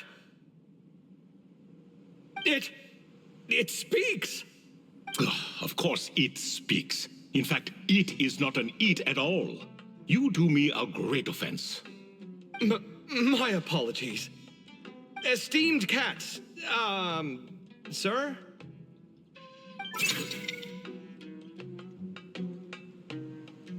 Oh, this little contraption is still here. Contraption? No, this is Marak. Which means you do his assistant a great offense. Huh? Well, I didn't mean... Well, I apologize. I wasn't referring to this Marak, but rather the thing that operates it. King Deshret was quite partial to it. I have forgotten what it was called. It must have had an official name, albeit in the old tongue. Even if I did remember, I would need to translate it into modern language. Ah, it's not important. Marak's a fine name. Even better than the original, if you ask me. Who thought of it? And the remodeling, quite well done indeed. This Marak looks much happier in its current form. Oh, and the components should have model numbers written on them. You can look them up if you're curious. This cat talks a lot. Quite the one-sided conversation. Is this what the Ibis King was like? He seems quite eloquent. I wonder if he plays cards. Ha! I knew Marak was a great name. Go me! Let's see, what page was I on again? Should have brought a bookmark. That all went over Paimon's head.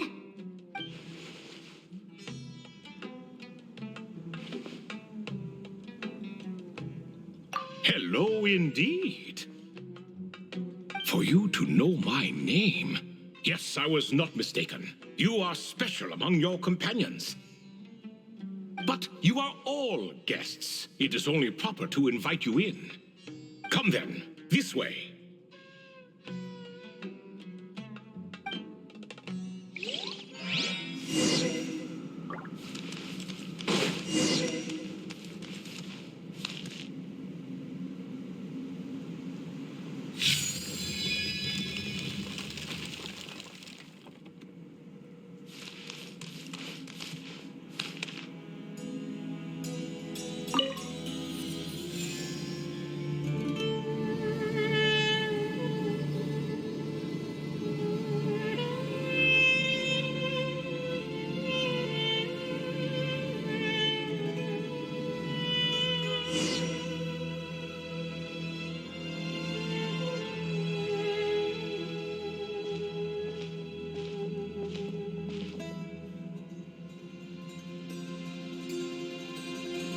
Welcome to my humble abode.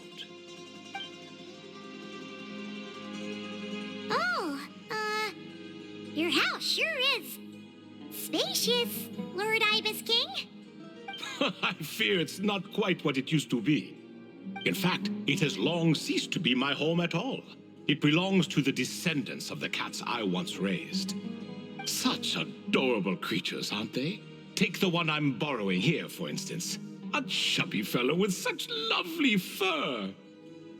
Anyway, tradition dictates that a special guest such as yourself be presented with a gift. Alas, it's a first-come, first-served basis, you see. I fear with the passage of time, none are left. What? So the treasure's gone already? Treasure, you say? Not an inaccurate description. Yes, and no. I have the power to grant gifts inaccessible to the masses. The only requirement is answering a question. Not a bad deal, yes? Of course, my questions were given unto me by King Deshret, who in turn received them from the Mistress of Flowers. There are 3 and no more. What causes our rise and fall? What obliterates love and hate? What determines truth and falsehood? The more he talks, the less Paimon understands. I see. That must mean Gudars and Makaira managed to answer 2 of the 3. Another who understands. Oh, so that's the event those 2 slabs are depicting. Ah, priests and their records. A singular obsession, and quite boring, too. After being imprisoned within Aru, I could, on occasion, take the form of a cat to converse with those around me. But I despised speaking to them. No conversational skills whatsoever. Now, humans like you who stumble in here from time to time, you are much more interesting. Hold on! We're getting off topic again. The 3 questions you just mentioned? What are they for, exactly? Ah, that is a story that begins with King Deshret. And we're in for another long one. Nostalgia for the past is common to us all, is it not? And our king, he was such a proud, solemn man in those days. He watched us speak of the present and the future, of the wisdom we possessed or were about to obtain. We were his proud retainers, confident in our belief that, so long as each one of us used our abilities to the fullest, progress was inevitable. Yet, King Deshret's ambition was not destined to be allowed in a closed-off world such as this. So nothing went as planned. In fact, from the beginning, there were signs an outcome of this nature was inevitable. Because although there were 7 pillars, one was forever absent. Al-Ahmar would insist the Dendro Dragon Sovereign was one of us, but the dragon herself rejected that idea. Huh. Like a card you can never seem to draw from your deck. More like a card that was never in the deck to begin with. Alas, that's just who Al-Ahmar was. There was nothing we could do about that. And I always preferred chess to cards. In the end, life grew unbearable for our king. But, of course, those who remain must continue to live on. But subjects like us were less fortunate. After all, the fate of a retainer is decided by the king, including the chance to walk away. So it was then that King Deshret had Kroko, Goti, and I locked up within Aru, where we remain to this day. Krako. Goti? Ah, of course. You're more familiar with their full names. Sobek, the Crocodile King, and Hereshef, the Goat King. And let me tell you, when it comes to chess, Hereshef was a habitual backseat strategist, always spewing nonsense from the sidelines. Well, Sobek was all too quick to take his terrible advice, to the point where I was the one who got accused of cheating. Chess is an exercise in patience, and that man couldn't sit still to save his life. He could never excel at that game. In fact, neither of them were good at chess. Even so, we played together often, and since I was always the winner, we got along quite well. What are you laughing at? Were we not good friends? No one's laughing. Paimon would never. No, not you. It's Goti. He's laughing for no reason again. Can you not hear him? Ah, right. Of course you can't. The two of them are inside Aru, as am I, so only I can hear them. What is even going on here? Has he, started to lose it after being trapped for so long? That does happen to prisoners serving life sentences. Speaking of which, how's Azar doing these days? I doubt he's doing much of anything. Just what I wanted to hear. What is the meaning of this? You doubt my words? I have half a mind to not talk at all. Oh, no. They're not questioning you, Lord Ibis King, just discussing other things. Please, continue. In that case, where were we? Getting to the part about the 3 questions. Hopefully.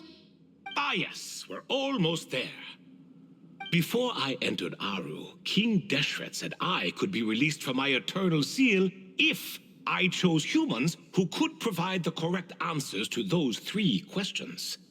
The first person who caught my eye was Gudars. I asked him, what causes our rise and fall? He answered, conspiracy and betrayal, for it renders the righteous and wise unable to succeed, and thus nations fall. I found his answer quite interesting, so I bestowed upon him the power to deceive. The second human I chose was Makira. I asked her, what obliterates love and hate? She said unto me, I have nothing left to lose.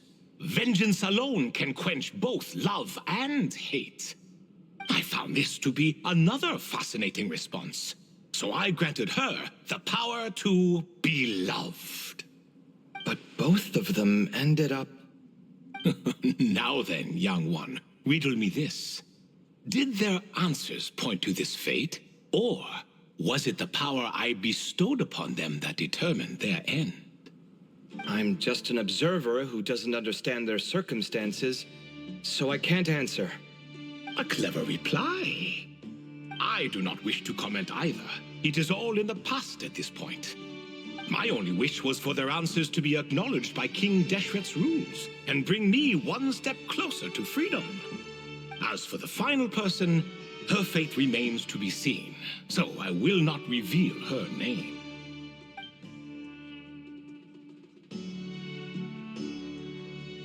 I asked her, what determines truth and falsehood? And found her answer quite compelling, so I bestowed upon her a gift to match.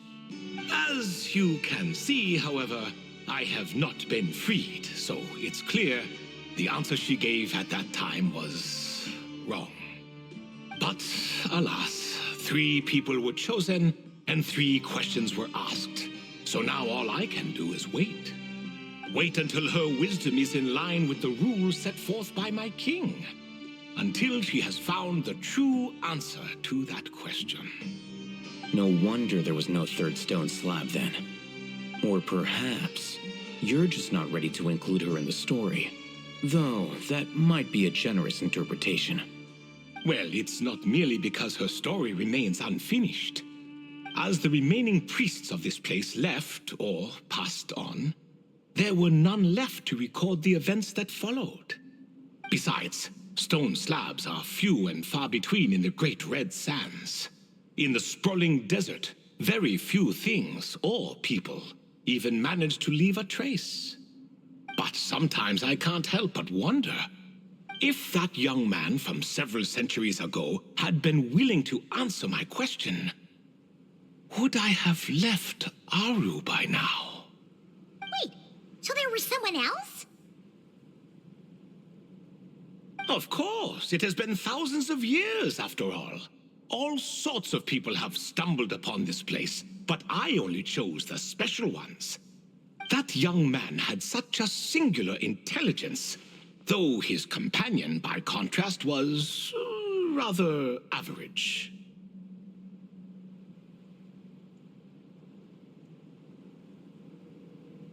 The author of those notes we found? The student named Zondik? Ah, yes, I think that was his name. In truth, I was unsure whether I should grant him my third remaining gift. He was, of course, exceedingly clever, but he was also mistrustful and narcissistic in equal measure, and there did not seem to be a line he was unwilling to cross. Too much power could be dangerous in the hands of someone like him, so I found myself rather relieved when he declined my gift. Oh, he turned you down? Did he give a reason? Yes. He said he didn't need it. I still remember the look in his eyes. Nothing stood out per se, and still I could sense contempt and disdain radiating from his gaze. I could not give an exact reason, but on instinct I just knew it would not end well to get close to a man like that. So, I tricked him. Stick close to your companion, I said. Only the descendants of Tuletula can come and go as they please. Leave him behind, and there is no escape for you. So, does that mean his companion wasn't a descendant of Tuletula? Oh no, that part was true. The lie was in the other half. Anyone can enter or exit this place. There are no restrictions. I saw that his companion was exhausted and was concerned Sandik might leave him behind, or worse, that some other accident might befall him. So I made up an excuse to prevent Sandik from going a step too far. Oh, and speaking of, Sandik's companion had the same blue hair and pointed ears as you. Wait, does that mean Layla's also a descendant of Tulatula? Indeed. When Hermanubis founded that city, he took in many who had nowhere else to go. Today, their progeny are scattered to the four winds, and indeed are far more numerous than I could have imagined. So the person you protected could have been my ancestor. Yes, yes. You're very welcome for that. Could I ask another question, Lord Ibis King? Of course. I have nothing but time, I'm afraid. Did you also save me and a man named Jur? I did. You two were quite unlucky bumping into a device King Deshret once used to measure human brain power. That contact caused more knowledge than you could handle to flood into your minds. So I replaced that knowledge with simpler, repetitive information. Of course, the side effect being the same thought repeating over and over again in your mind, but that should resolve itself in time. How many moons are there in the sky? Yes, that was the phrase I used in your head. I forgot the other one, though. I believe it had something to do with food. Both were spur-of-the-moment decisions, so no need to dwell on the meaning too much. Oh, I see. Thank you, Lord Ibis King.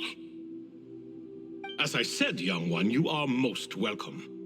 If you're inclined to return the favor, perhaps you could turn off that device so no one else can trigger it? There's only so much a cat's paw can do, so I'm afraid this is something I must leave to you. Or Marak, I suppose.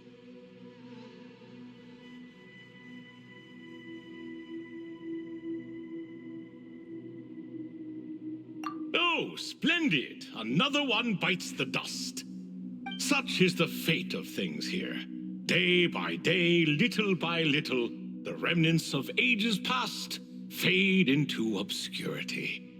For that reason, the gifts of bygone eras, be they tied to your blood or technological in nature, are not to be revered.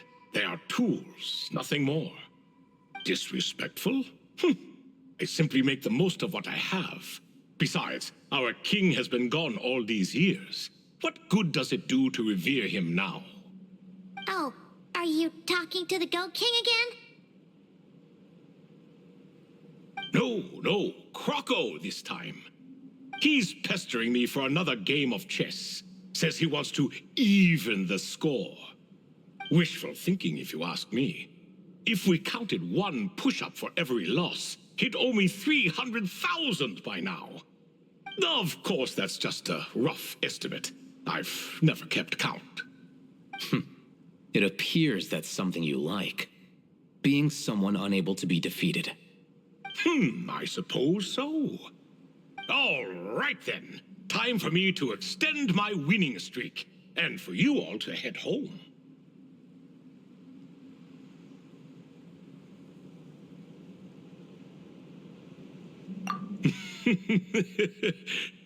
In truth, deep down, I know even the answers to those 3 questions will not change my fate.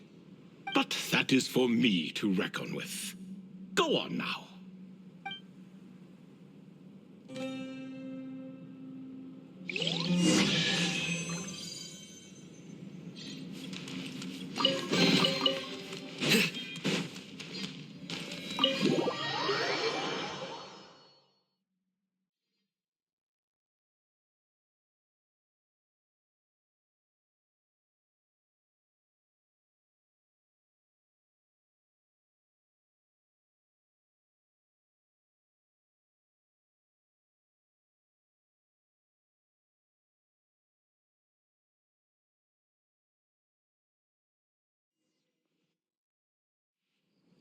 Excuse me. Do you even know what time it is? I've harvested 3 crops of tomatoes while you've been gone. You're exaggerating, Professor. I'm making a point. There's a difference. Sincerest apologies for keeping you waiting, Professor Cyrus.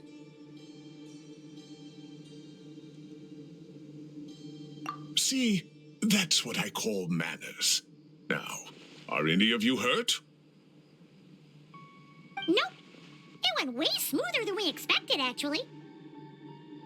I presume the investigation is complete then. Come, tell me all about it. Oh my, did you luck out? If you've read the work from the Vahumana Dashan, you would know that the Ibis King has, well, let's call it a mixed record. Perhaps he softened up a bit in his old age, and that's why he chose to help you. Or perhaps he just didn't have a good enough reason not to help us. See? Marak agrees. How do you even know that's what Marak meant? That could have just been a happy noise. In any case, there's a lot to be happy about. We figured out what happened to Layla and Jur, and there were some unexpected takeaways too.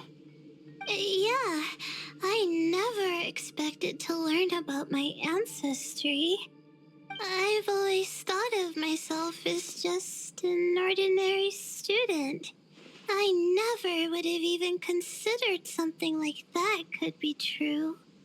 Come to think of it, our ancestors might even have been friends at some point. Huh? You're right. Maybe I should take a trip back home to see if I can find any records about that. Oh, I was just throwing that out there. I wouldn't want you to go to the trouble. It's fine. My advisor gave me a break, and I still have a few days left, so... Oh, wait. My study topic. I haven't made any progress at all. No. I need to focus on that instead. Right. Couldn't you help her, Professor? Huh? No, I could never. Me, you say? I'm from the Spatamar Darshan, and I don't think that Nephis or Zahahadi researched the stars. All I have to offer are my homegrown tomatoes. Although I suppose it's not impossible. I can ask a few old friends to recommend some interesting topics. You really don't have to. It sounds like a lot of work. Hardly. A few passing questions while we water the plants? It's no trouble at all. Thank you so much. Of course. Now it's getting late, and you all must be tired. Let's wrap things up here. Some say desert nights are the sun taking mercy on us after the heat of the day. So, let's leave while she still feels merciful.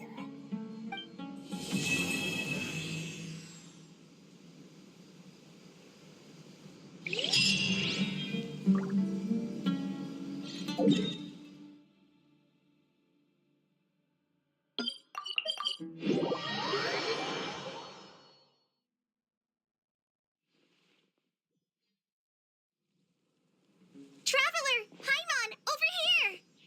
Welcome to the home base of the Fieldwise Center. As you can see, the core projects are already up and running, so we can get to work at any time. Huh. This feels like one of those places light novels talk about. You know, the adventuring hubs where rookies gather to take quests and stuff. Oh, and almost like a school festival at the same time, with everyone getting together to learn and then forming teams to hone their skills. It's so exciting! Well, this place isn't quite as decked out as a school festival, but Master Tainari said that academia plans to be generous with the resources. Anyway, before students and researchers head out on dangerous field missions, they can come here for advice and emergency training. We even have professionals on staff that can join their teams to serve as guides or safety personnel. Yeah, you can think of it like a forward operating base, equal parts theoretical training and field practice. We'll familiarize new recruits with potential challenges in the wild and take them through drills so there's no reason to panic during the real thing. Amber, you're here too? Surprised? I know I was. I'm off duty right now, so I was planning to just drop in on Kali for a bit. But I didn't realize how busy she'd be. I'm not the type of person to sit around and watch, so I decided to be her assistant. Sorry, Amber. I didn't mean to put you to work during your time off. Don't worry about it. A little relaxation balanced out with some fulfilling work is a great vacation in my book. Plus, I've learned a whole bunch of stuff too. And I got to see the Traveler in Paimon again. I mean, it just keeps getting better. We should have a giant feast once we're done here. How does that sound? A feast with the first friend we met in Sumeru and the first friend we met on our whole journey. Oh, that sounds just about as awesome as a giant plate of sticky honey roast. All right, down to business then. Kale and I are in charge of the Scouting Speedsters project. The focus is using devices and machines to pass through hazardous areas, survey terrain, and get details on potential threats. Plus, a mortar research indicates that during dangerous situations, having the support of an adorable companion can help set adventurers' minds at ease and prevent excess nerves. So, we took inspiration from Cullen Anba and Baron Bunny to create 2 scouting devices that are both adorable and useful. Cullen Anbot and Bar Drone Bunny. So far, feedback has been pretty positive. Once we've collected enough data, the academia will continue to refine the scouting buddies and release even more designs. A bunch of Kulanambas and Baron Bunnies running around the wilderness? What is that gonna look like?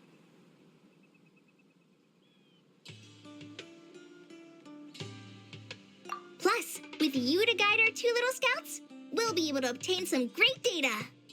Once you have a more complete understanding of the Fieldwise Center, you should come test them out. Now come with me. I'll introduce you to the other consultants. Oh yeah, the lady with the greenish-blue hair also has a super adorable device over there. But it does something completely different than our scouting buddies. I'm looking forward to seeing it in action. Oh, hey! Another familiar face! Come on, let's go say hi!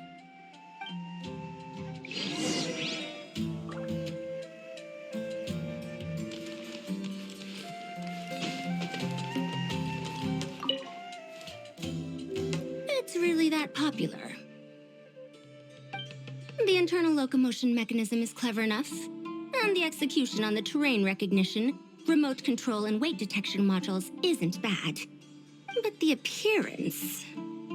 it might as well be a doll for a child. No, this won't do. Madam Farzan, great news! The Traveler and Paimon agreed to join! The Fieldwise Center just leveled up big time, huh? Hello, Madam Farzan! We're here to help! Well, look who the cat dragged in. Excellent job, Kale. Snagging 2 top experts with undeniable adventuring expertise. Now the League won't be able to say a word, no matter what kind of feedback I give. Now tell me, what do you think of this puzzle, pal? Whoa! It looks just like you! It's a collaboration between my juniors in the Haravatat Darshan, the Puzzlers League, and the Synopsium on Ruin Mechanisms. Clearly, the technological aspect is quite advanced. But the appearance... it couldn't be more childish. You should have seen Anise, defending this design choice with more passion than her thesis. Young people these days. Far too obsessed with making things cute. Paimon kinda likes it. Kali and Amber were just saying how cute companions can help adventurers stay calm. With a doll that looks like you by her side, Paimon thinks she could go adventuring in a super dark ruin and not even get scared. Well, that line of thinking does have merit. And I suppose choosing this particular appearance is a sign of their respect. For me. Still, there are adventurers who place greater emphasis on reliability and technical composition. People like that don't just want their devices to be able to survive an avalanche, but to look the part. And for their appearance to reflect the high-tech composition. The fluffiness of this puzzle pal, on the other hand, doesn't give the impression it would be a reliable or formidable device. The appearance may even be distracting. Now picture this. A thick metal casing, square in shape, with a matte finish and openings to showcase the complex technical composition. That would have much more visual impact. I'm the perfect example of this. I have a youthful appearance, and so people question me on occasion. If I had a head of white hair instead, things would be different. Really? Then, you want Paimon to talk to them? She has white hair. What? No! That's not the same thing.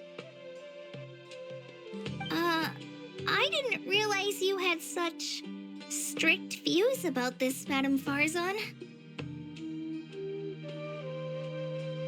Huh? So, even you prefer this version? Well, if that's what you really think, then fine. You'll have to come back and test it out on some puzzles, Traveler. I'll rate your effectiveness in using the device and come up with a user manual based on your performance. As for improvements to its appearance, long-term observation is required, so I'll put that aside for now. I've already selected a few of the most suitable domains, so we can begin the puzzle-solving process at any time. Thanks, Madame Farzan. I'm just gonna take the Traveler and Paimon to see the final project. But it shouldn't take long.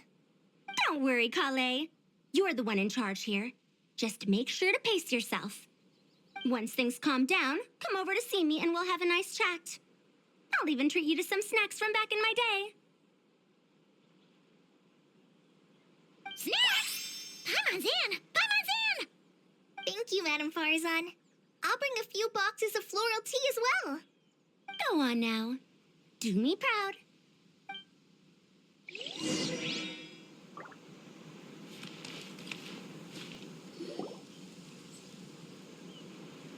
This last one is a long-term project we're calling the Security Division. Thanks to General Mahamatra Sino, we've been able to bring Dia on as the instructor and Candace as the coordinator.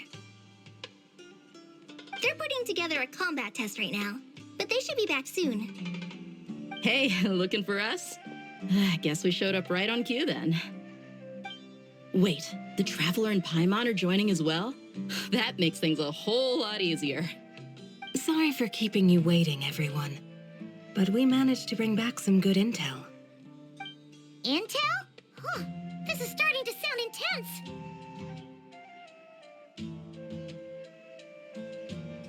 Of course. What better way to protect the students than to sweep through the desert and rid it of all potential dangers? Not a bad plan, right? You in? Not the best time for jokes, Dia. Besides, when it comes to striking down danger, the Traveler is a woman on a mission. She might take you up on that offer. Defeating anything that might pose a threat? Oh, even if the Traveler worked non-stop, that could still take years. You'd have to stop traveling. Oh, Paimon doesn't even want to think about that.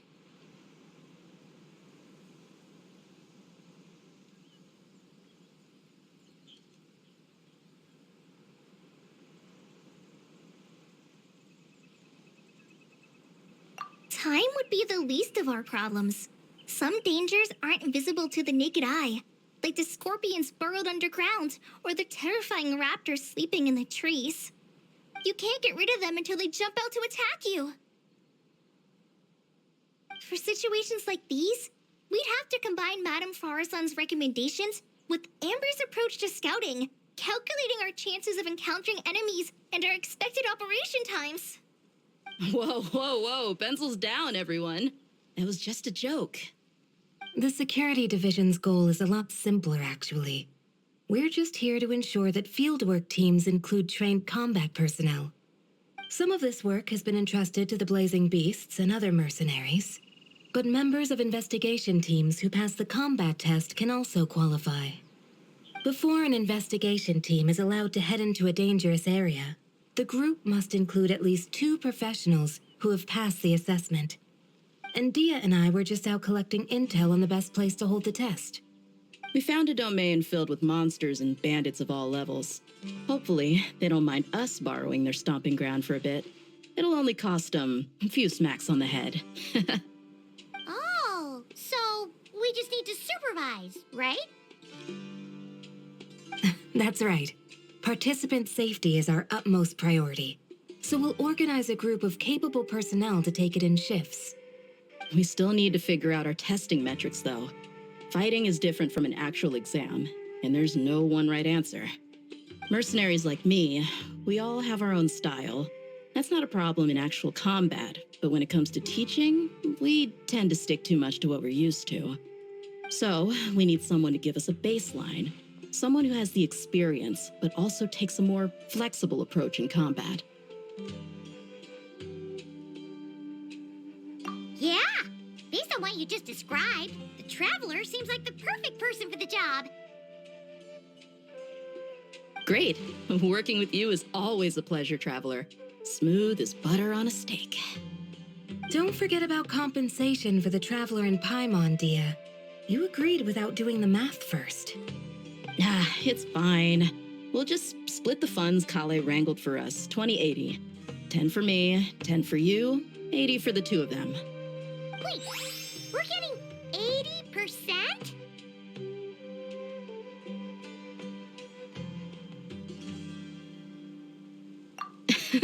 Don't sweat it. We're just in charge of the long-term operations. You're the one setting the metrics for the whole thing. So I think we got the better end of the deal. We've talked about a partnership in the past, haven't we? Well then, consider this the perfect place to start. Then I'll draw up a detailed overview of the compensation so it's clear for everyone. That'd be great. And don't worry, Miss Candace. About that piece of land you're leasing to the academia, the one used for grain storage, I managed to get them to agree to a 30% increase in their rent payment. Oh, thank you. Those funds will go to fixing up some of the village facilities, which should make for a more comfortable experience when investigation teams stop there in the future. All right, we should finish up our arrangements for the combat test. Stop by our station when you're ready, Traveler. See you soon. Oh, you sure are the beating heart of this operation, Kale. He brought the whole gang together. Oh, no. I'm just doing what I can. I still have so much to learn, so much work to coordinate. But for now, let's just give it our all. You bet! We'll make the Fieldwise Center the best it can be!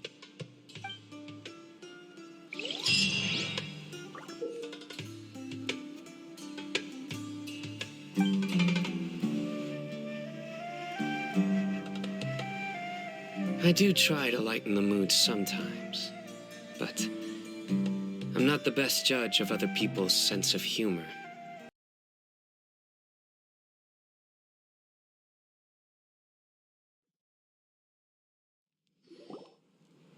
Good news, everyone! The Fieldwise Center is getting a lot of praise from important scholars all throughout the academia. Soon, they'll send a team of specialists to take over the management of this place based on our recommendations. So, thank you for all the support.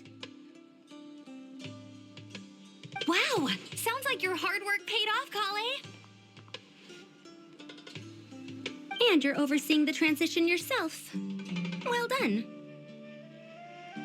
The young students today could learn a thing or two from you, Kale. Your confidence, your proactiveness, your leadership.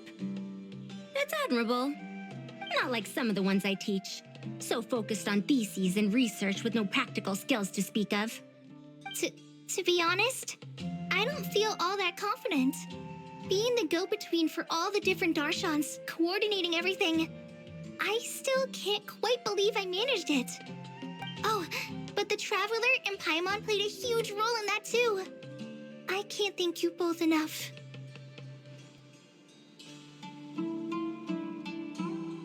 Yeah, we're used to this kind of work. So for us, this was more like a super special camping trip with friends. You know, a few puzzles here, a little exercise there. It was super fun. Pretty much a piece of cake. Oh, man. Now Paimon's hungry. Hey, now that we're all done, why don't we go get some food to celebrate? Candace and I are 2 steps ahead of you. This way, everyone.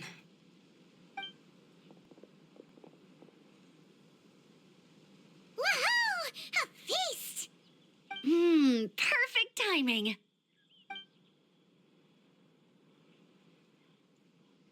Oh, it's been a while since we've had such a delicious spread of dishes from Sumeru. Paimon feels like she could eat twice as much. No, 3 times as much as normal.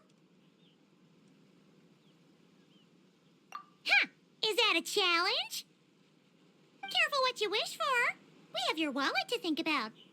It's been a while since I've had food from the desert region.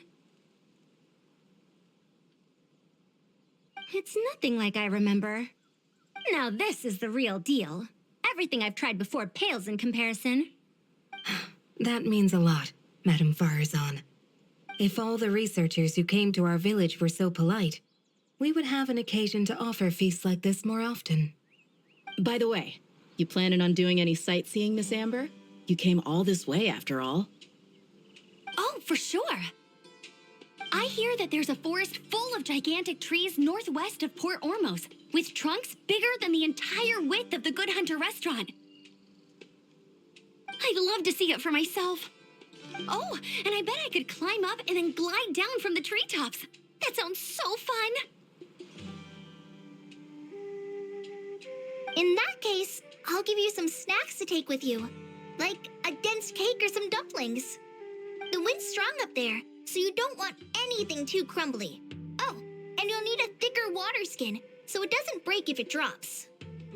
Oh, dumplings sound great. So soft and chewy. Great thinking, Kale. As for the desert, I'd love to check out some of the ruins, like that giant one shaped like an hourglass. I'll just observe from a distance, though. Your ruins could be protected sites, so better to not barge in. Besides, there could be someone sleeping in there. I'm glad to hear that, Miss Amber. It's for the best.